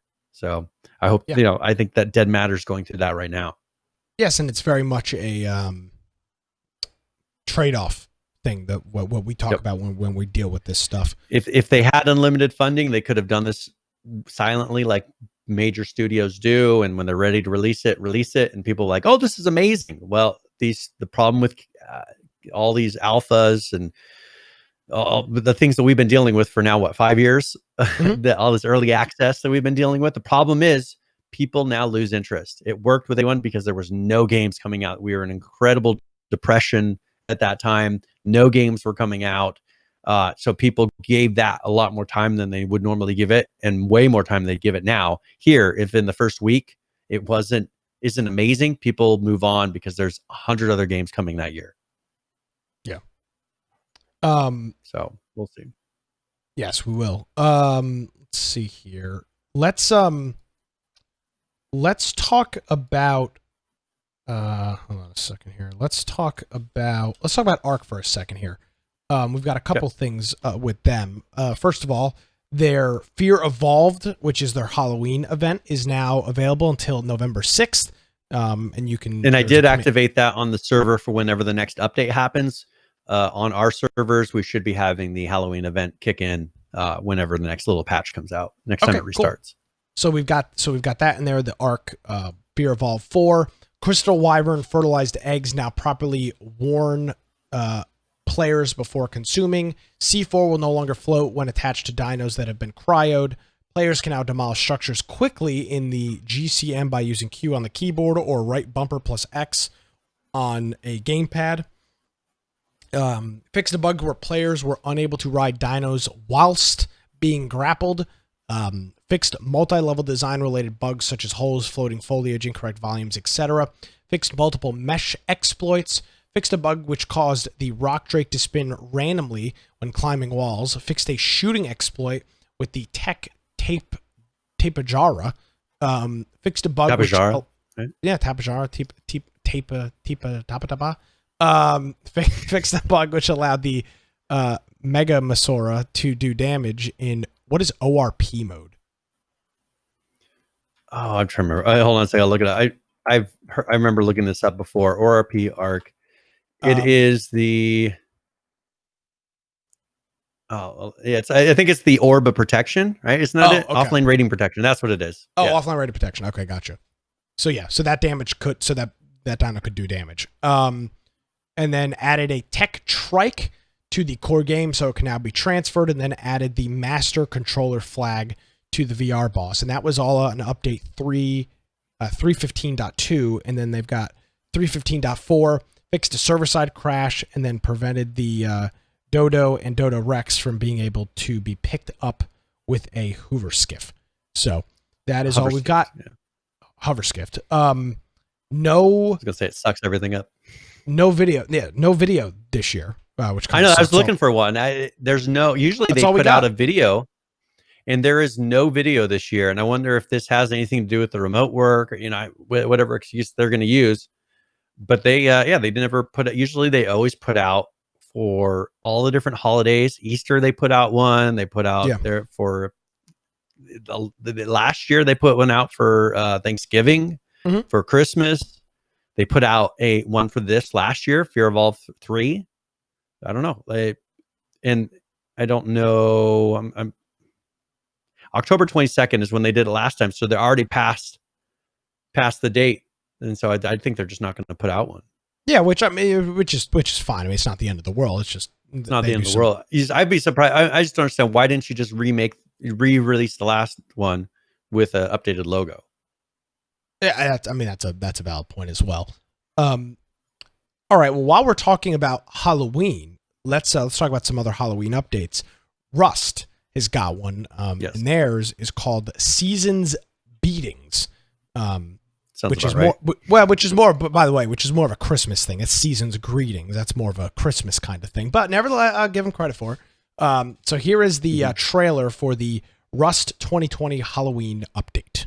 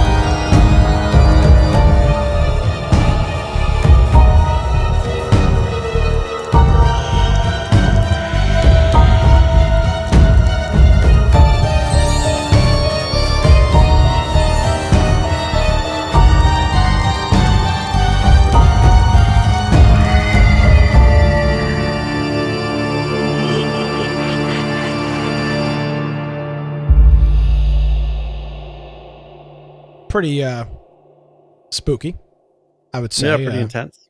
Yeah, cool stuff from them. So a bunch of new items in there. They've got the skull trophy, the skull spike, the mummy underwear, which is like a whole get up. The Fogger 3000, which by the way, I bought a fog machine. I'm very excited about. Yeah, how do I haven't used it yet. It's still in the box. Oh. I'm gonna use it on Halloween. It's not Halloween yet. The candle pack, the cursed cauldron,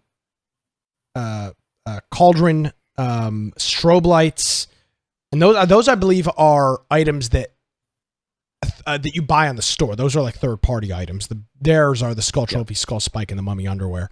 So yeah, that stuff's all in there. They added some capes. They've added the little trick or treat jack-o'-lantern plastic things that you put your candy in. And they've added some NPC mummies and whatnot as well. So lots of cool stuff in the Rust 2020 Halloween Trick or Treat update. Also, alongside that, we've got a Rust devlog update from our friend Shadowfrax. So without further ado, let's take a quick look at that and some of the things that they're working on in Rust. Greetings, survivors and friends. Shadowfrax here with your weekly ramble through the world of Rust development, and I'm a bit pressed for the old time this week, so do forgive me if I rattle through, but you should still hopefully come out the other side with everything you need to know. Right, first, there's a mandatory patch on Monday the 26th of October at 3 PM EST to add the usual seasonal content, which apart from the expected change to the Rusty aesthetics, bonus bits and bobs, events and angry NPCs, also includes the skull trophies and spikes I showed you last week, price on the store to be confirmed, and a couple of extra pieces of attire, namely some mummy wrap underwear for your character, which for some reason thinks it's a bikini, and for the self-conscious among you, a holy sheet, aka ghost costume. See, I told you that was what all the work on cloths physics was leading up to, didn't I? Perfect for hiding in amongst the dirty laundry, if that's what you're into. I wonder if we'll ever get skins for it. Probably not. Not sure of the exact details of how you'll acquire this yet, although I'd guess it'll be the same kind of thing as the barrel and crate costumes. Another item that just merged in but is yet to be fully functional is this, a telephone. It's an electrical item, surprise, surprise, and get this, it will allow for players to actually talk to each other remotely. What a massive step up for the world of communication. But I hear you say, I've just worked out how to use Discord. What possible advantage could this give me? Well, Discord doesn't generally encourage you to call other random users and breathe heavily at them, for one thing. I will phone you, and I will breathe heavily at you. Also, there will be phones located at several monuments, because stopping to answer a ringing telephone in the middle of a loot hotspot is always a good idea. It's a work in progress, so definitely a subject to change. Right now, it doesn't seem to work yet either, although there's a directory and each phone can be named, but will automatically be assigned its own 8-digit number, it seems. You'll also apparently be able to record conversations for some reason, and I'm told phones are actually just part of a wider body of work focusing on in-game voice and sound. So stay on the line and I'll keep you updated. The team added rainbows to the weather system, which is nice. especially like how they flash on and off, like some kind of leprechaun's alarm system. And elevators will now use 5 power at all times instead of a standing charge when idle, and more when in use. In works in progress, the Happis rescue attempt is still ongoing. No pics of progress on this yet, sadly. The work cart branch is looking very exciting, with the prospect of being able to travel around the island on rails at some point in the not too distant future. A branch called HDRP Art Backport has sprung up to start moving these art assets over into the main branch as threatened. And lastly, Uncle Helk seems to be up to something, as he recently started working on another new branch simply called Tech Trees, which doesn't take a lot to figure out what it's about in general, but the specifics of which I'll hope to be able to bring you as soon as I find out. Leave me a comment down below. Please spank the like button, subscribe to the channel, and come and follow me on Twitch for weekly streams, Twitter, Facebook, Discord, and my Steam group to stay up to date on my content. And if you'd like to help support the channel like these amazing people, then you'll find a link to my Patreon down below. I shall catch you all very soon, but in the meantime, keep calm and stay rusty. Cheerio. All right, sure to you, Mr. Shadowfrax. So, phones, odd. Yeah, this is something I'm trying to think of any other Useless? game that does anything like that. Well, you got to think. Okay, there's so many. A game like this where people, you got to think of the Rust mentality. Like they probably are. This is their game. Like if you play Rust, that's probably the game you play, right? Okay. For most people. Yeah. Mm-hmm. When you played a game, just like, and this is, my reference is WoW. There's little stupid things in WoW that I appreciate. Little stupid knickknacks, toys that make my life a little easier, allow me to do something stupid or silly. I like those because when a new person comes into the game, I don't want them having exactly what I have. I want to have something different, unique, and special because I've been in there a long time. And this is kind of like one of those things of, this is like a luxury item, or people sit there and mess around calling a payphone, seeing who's stupid enough to pick it up and then sniping them from as far away as possible. Little things like that. Like when you're bored, remember the things we used to do in H1Z1 when we were all running around, jumping constantly, running through towns, anybody that we can shoot because we ran everybody away. That if there were phones in H1Z1, we would have called them. Yeah.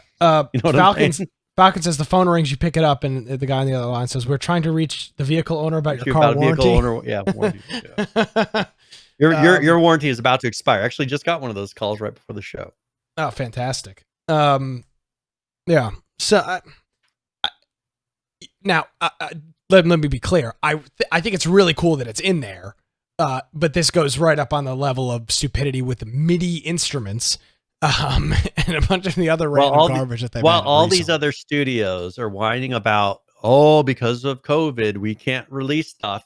These guys are still putting out all the stupid stuff that people love. So, good for them. They haven't slowed down. I bet you they probably already were remote for the most part, because I never really hear like Gary talking about being in the office. Yeah, I don't know where he doesn't live in the U.S. So I think that they're mostly all remote employees anyways. So I just have a feeling like this hasn't really affected them in any real way. Yeah, and they're still putting out content. In a little bit, we'll talk about their numbers. Their numbers have been on a steady incline for months now, and obviously this stuff like this is paying off. So the phones are kind of cool. The next thing that would be cool, Brian, would be adding like DSL or dial-up to the game. So you can get internet in-game terminal, in-game bulletin boards, and in-game. Well, imagine if they've already got electronics and way to run wiring. Imagine if there's servers where people are nerdy enough to where they're going to set up their own internet and try to grow the internet, and then they create a little thing where you can make your own little web pages and create your own internet and e-commerce. It'll be there. It probably will. You could go put it in their suggestion board. Yeah, that's a good idea. I want a bulletin board. I want to run Windows 3.1 inside of. Yeah, that would be funny. If you dial up to a BBS and then people can create like little art. I mean, if they could create like a little way to do some script where you can create some visuals, that'd be kind of cool. A lot of waste of time, but it'd be cool. I mean, no different waste time than calling payphones and hoping somebody answers. Yeah, what else do you have to do? So yeah, exactly. Yeah, it's not like the game wipes every couple months. Yep. All right, so we got that. Another game with a Halloween update, which I'll intro, but I refuse to talk about it, is No Man's Sky. What do we have here, Brian, from our friends over at No Man's Sky and their Halloween update? Is it misleading and failed to deliver like everything else? No, it looks pretty cool. So they've gone through and first of all, they've done some new materials, so some new colors like tainted metal. Just metals to make it look a bit more dark, and Halloweenish. They went through and you can see there's aliens and things that they're shooting. They have some kind of dark environments that they've been working on. And so what you do is you collect this metal from these wrecks, and you can see here on the screen that they're fighting all these monsters or whatever they are, creatures, aliens that have overtaken the ship.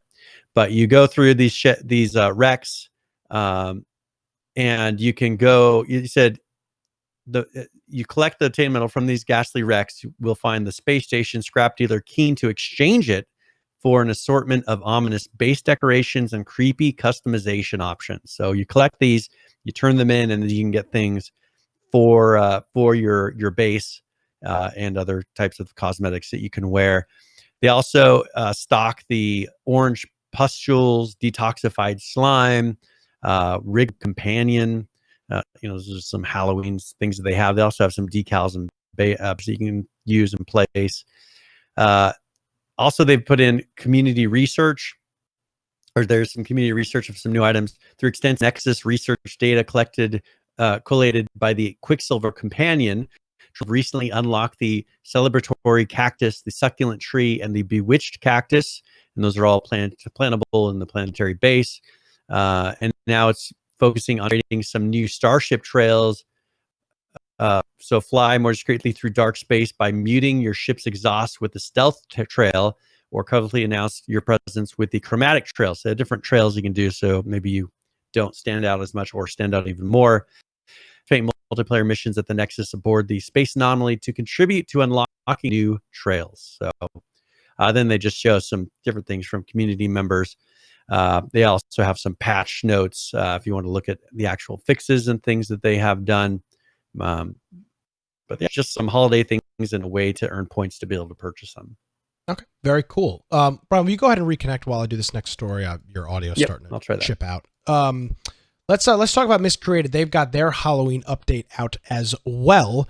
This is hotfix 1.14.0 and this is the updated version.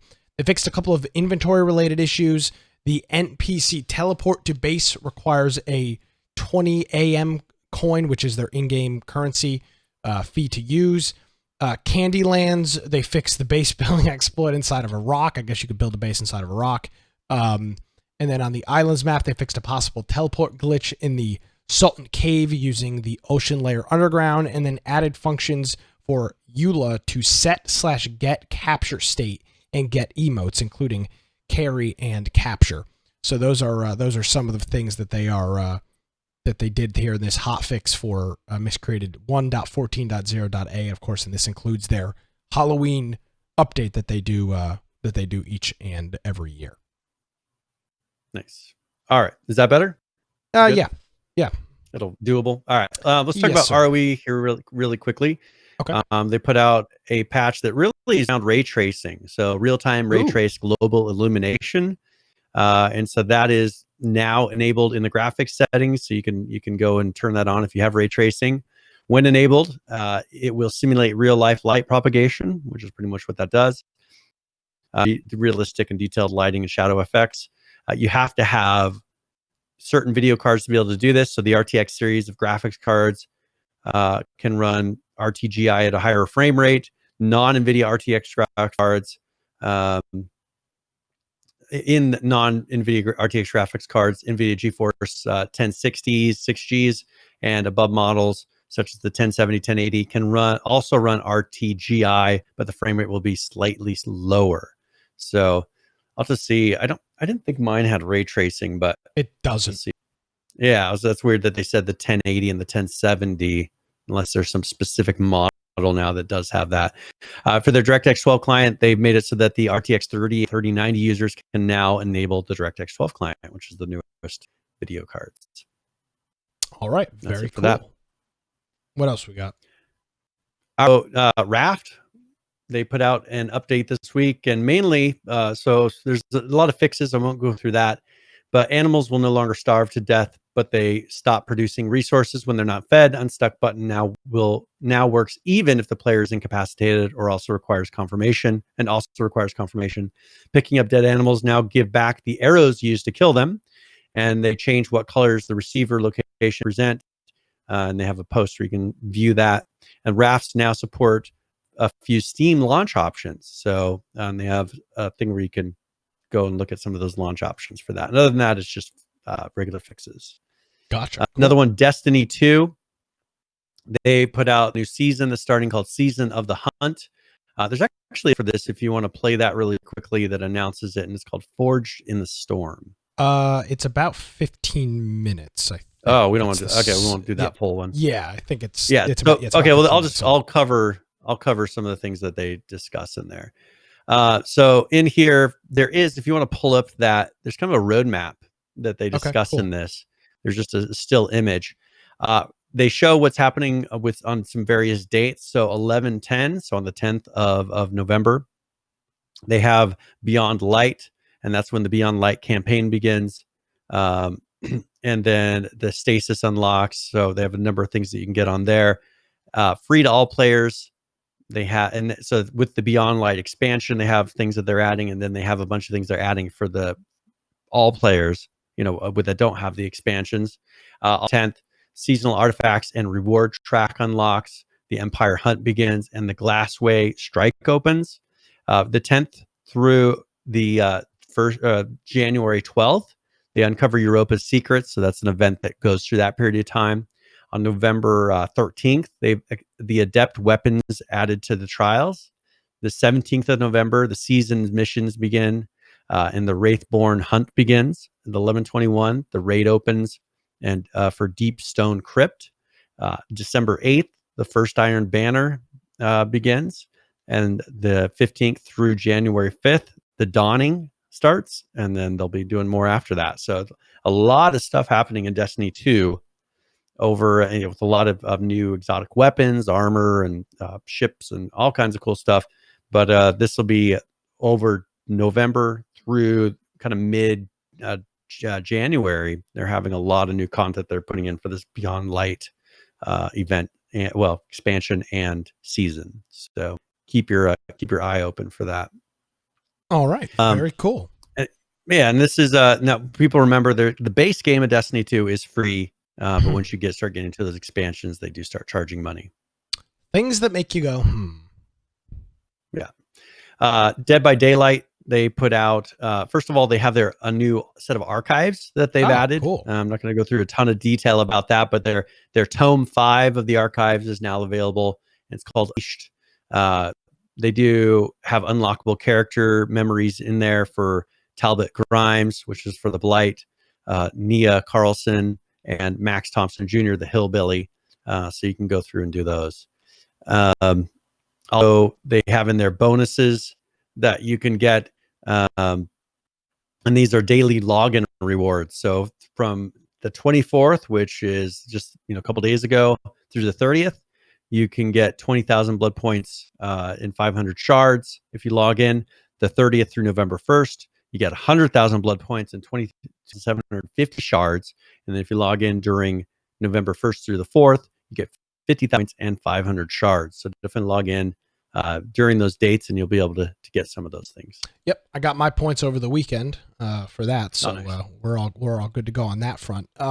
Let's talk about Survive the Nights real quick. They've got a Halloween update here, and there's actually a couple different videos. There's a trick or treat showcase and a Night of the Living Dead video. They're both less than a minute long. So let's start off with this one here, showing off part of their Halloween. I thought this was actually pretty cool. I've not seen this really happen much except for in Fortnite. Yeah, they're dead. They're all messed up.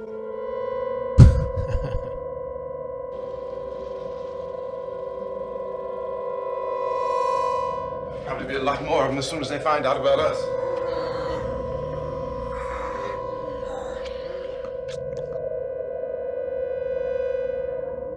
All persons who die during this crisis, from whatever cause, will come back to life to seek human victims. I'm telling you, they can't get in here.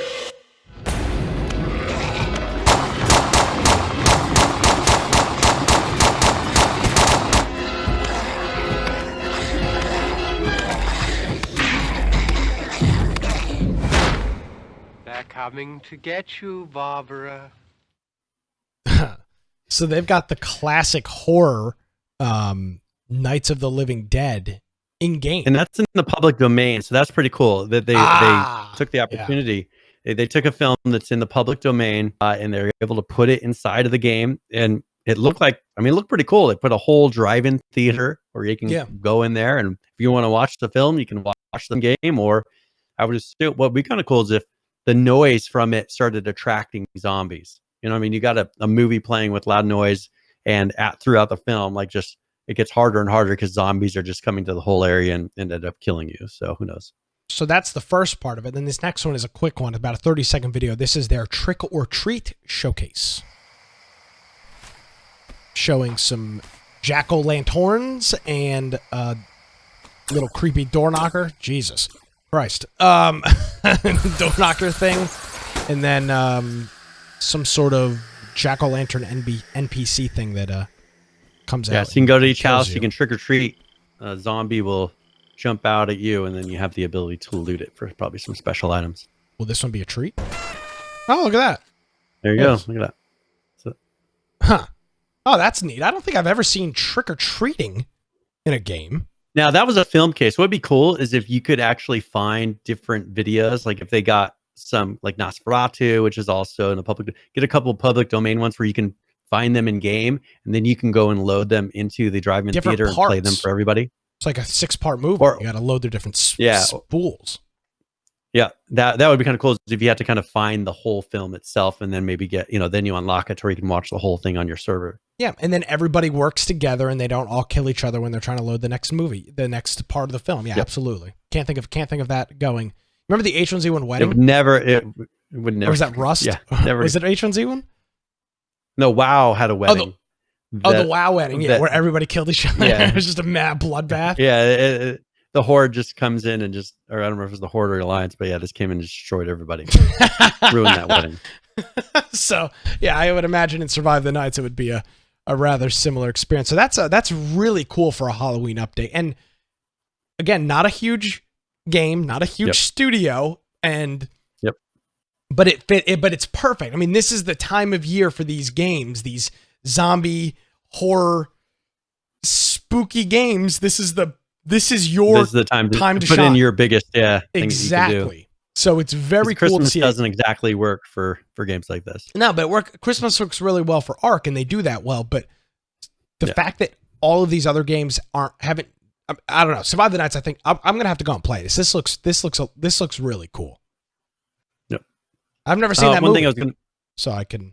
You might as well sit down and watch it. Yeah, I can't. I think I have. I think I have it. Let's see. Find a 1080p Blu-ray rip online, or play Survive the Nights while and try to watch it while people are fighting off zombies. Yeah. People are RDMing and zombies are attacking me. I mean, yep. You decide. I'm sure one will be a much more pleasurable experience. Absolutely. So let's talk about XERA here really quick. Now, a lot of these things we discussed last week, but they did put in the patch. We broke the news of what was going to be out there, but now season 3 has begun, and they have their patch number 7, which had all those throwables that we discussed last week. So those are in there, from the grenades to they have the lights you can get, everything. They did make some adjustments to like the backpack and inventory. So the default player inventory weight is now 10 kilograms, was 15 kilograms. So they've lowered that. New models implemented for all backpacks. New advanced backpacks have been added. So that's probably why now that's gone down to where you get a backpack and then you're able to carry more. So this makes it so where you can provide more inventory weight than the regular 10 kilogram version. The map, they've added some of the, they've replaced various fence assets around the map. and they've added new assets to most points of interest to the map. The events that we discussed, they've implemented those, and they've rebalanced a lot of the loot tables. Containers now grant XP upon searching. They've updated the sky system. I don't know if maybe they went with probably the new one that's built into Unreal now, I would assume, for performance reasons. They also implemented a new weather system and the day and night system that should resolve some issues they were running into with frames and things like that. I've been working the animations and working a lot of those. Humanoids now give additional XP when being searched. They added bandits to the map, so now it's not purely just robots. They now have bandits that you can go through. They've reworked like the death screen, added more tips, UI, added death locations to the map UI, things like that, and then added a lot of items, a lot of items. So definitely a lot of new content. So some of the things we showed in the video last week, but if you're interested more in that, definitely go check out their notes and you can see some of the specifics. Excellent. Also, Unturned has an update that they put out for their Halloween update. So until November 1st, so you have a limited amount of time here. If you're wanting to do it, you need to do it in the next week. You got to do it here until Sunday. The Spy Jack is updating Tales of Terror with new quests, items, and monsters each Thursday leading up to the Halloween. So you have one left. Decoration festoons the towns of official maps as well as Elver in an update soon. NPCs wearing their Halloween costumes, and then they had a bunch of miscellaneous changes. So if you're wanting to participate in the Unturned holiday event, you need to do that now. I think we got everything. I think that's it. Yes, I think we did. All right. Well, with that being the case, let's do a quick current players here and look at a couple different games here and see who's currently playing all of those. Let's start it off with Ark here. Currently playing Ark Survival Evolved, 37,610. The 24-hour peak, 55,036, with a 7-day peak of 68,503. Looking at Rust, currently playing 45,719. The 24-hour peak, 65,650, with a 7-day peak of 71,271. Again, the numbers on Rust are just outstanding. It's pretty amazing. 7 Days to Die, currently playing 17,514. The 24-hour peak, 21,076, with a 7-day peak of 27,328. Looking at Conan Exiles, currently playing 9,312. The 24-hour peak, 12,738, with a 7-day peak of 15,962. And wrapping us up, Miscreated, currently playing 434. The 24-hour peak, 585, with a 7-day peak of 761. And that is going to bring us current, Brian, with current players. Very nice. Well, let's go ahead and move on to tip of the week. And that's where I'll give either a general gaming tip once in a while or for a specific game. And since Elite Dangerous is doing some pretty cool stuff right now. One thing we did mention previously, Elite Dangerous, they were making their Horizons. That's actually the one thing we didn't mention. They have now made it toward that Horizons, what used to be their expansion pass, is now folded into the main game. So cool. If you're interested in that, you can now do a whole bunch of different things you couldn't do before if you didn't own that Horizons expansion, like be able to land on planets and walk and go around the planets, all kinds of cool stuff in that. So definitely, if you have owned Elite Dangerous and not had a chance to play that, you need to jump in there and try it. But this is I'm going to be doing this on Elite Dangerous. So this is tip of the week.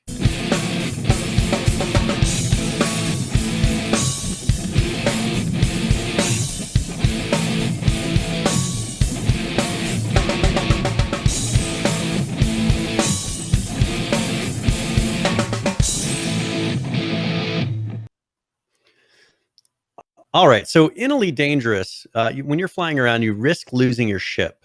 And not very many games are like this, where you have the actual ability to fully lose something that you've earned in game.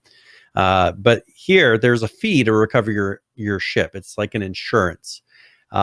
If you're running short on funds and you're going out and doing missions, if you destroy your ship, you will run into an issue where you won't be able to buy it back, and you'll have to buy it at full purchase price. So what you want to do up until that point is do some simple small missions. That way, if you're close to your location, you'll be able to do a quick little mission, not really risk getting destroyed or doing too much damage or running out of gas, which can be a big problem. Once you get enough to be able to cover your insurance, then I would expand out, start doing some of the higher reward missions that will be able to build up your funds a little bit more. And then you don't risk losing your ship that you worked really hard for. Once you are flying, just a little tip for flying for people that maybe that haven't played it in a while, you want to keep your throttle generally in the blue zone. And that's the zone when you're kind of going to the hyper that allows you to still maneuver around. That zone's the most maneuverable. But if you're needing to get somewhere very quick, you can do it at full throttle, but you need to remember, put it down to half throttle, half of the blue, once you're about 7 seconds from your destination, and then lower it. And that way you don't overshoot your objective, because that's really common for new players. You're going in full bore and you don't know how much to quite lower it down to where you don't end up whatever the hyperspace speed is, de-hyperspacing right next to the planet. You end up overshooting it and you have to turn around and be embarrassed and look all disappointed that you didn't actually hit your objectives. So hopefully that helps you out with maybe some people that haven't played Elite Dangerous for a while but want to go check out some of the new content that they now have access to. And that is Tip of the Week. All right. Thank you very much, Brian. We greatly appreciate that. Do we have a game giveaway? Yes, let's go ahead and congratulations, Crazy Joe Crazy Joe Crazy. It's got some extra letters in there. You have one. I will send you a message that will have your copy of the game, and you can redeem that through the link. And if you find any of these games that you really enjoy them, we had Firebomb actually mentioned like a week or two ago. He won one in the game giveaway. Really enjoyed the game and gave some feedback on that, and I really appreciate it. So thank you for participating and being here. So, yeah. All right. Is there anything else we need to cover? No, but I do want to note that we'll be live next Wednesday, the 4th, and it's going to be our Halloween show. So we'll have costumes, we'll have a nice little background, maybe some spooky things. Hopefully Brian and I can figure out what the hell's going on with the video here. We'll just do some testing through the week. We'll get all that troubleshot. So we'll be live next Wednesday. Again, next Wednesday. Everybody's gonna be preoccupied on Tuesday night. We'll be live next Wednesday, 7 to 9 p.m. Eastern time, for Infection. That's all I've got here, Brian. Okay, cool. Well, if you want to find me, you can find me at Brian Aldridge on Parler, or you can go check out my blog, biteoftech.com. Also, you can make sure you go check out our website, infectionpodcast.com. If you notice on the right-hand side there, join our server on Discord, submit news in the news channel, hang out, play some games. If you are interested in playing games, make sure you jump in there and ask anybody else if they'd be interested in joining you. We have our Steam group as well. Happen to be sitting at your computer and have Steam open, you get a little pop-up, and you can just come and join us for the game giveaway, and you can come and join us to just chat throughout the show. That really helps us give some feedback. If you want to watch the video forms, you can some of those you can do live, but also after the fact through Twitch, through YouTube, through BitChute, and DLive. If you want to watch the pre and post show that we do, you can get that on our Infection Podcast Extras channel that's run by Judd. And then we have the audio only forms below right. So whether you're using a mobile app or a web-based app, there's a lot of different options in the lower right-hand corner for listening to the audio only forms.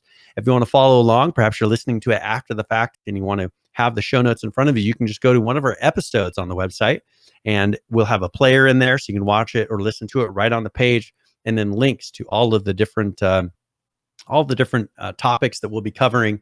Also, if you want to support us, as you heard, we have some Prime Gaming subs that have happened throughout the show. Also, we have Amazon.infectionpodcast.com and Humble.infectionpodcast.com for anybody who might be purchasing some new games that are coming out or purchasing things for gifts for the holidays. So I think that's it for me. Awesome. Well, Brian, thank you. Hopefully you have a nice Halloween. And we will see you. Well, hopefully we're here. Hopefully we're here next Wednesday. Doing the program. So thank you as always, and we'll see you next week. All right, see you. Alrighty, guys and gals. Whoa, that was a close one, guys and gals. That's going to do it for another episode of Infection, the Survival Podcast. You can follow me on Twitter at. That's the intro. I don't want to play that. I want to play the outro. You can follow me on Twitter at Nicholas M. Craig. Of course, if you miss any portion of the show, images, show notes, links, all that fun stuff's on our website. It's infectionpodcast.com. Thank you so much for joining us, everybody. Have a great week. Have a great Halloween. We'll see you next Wednesday.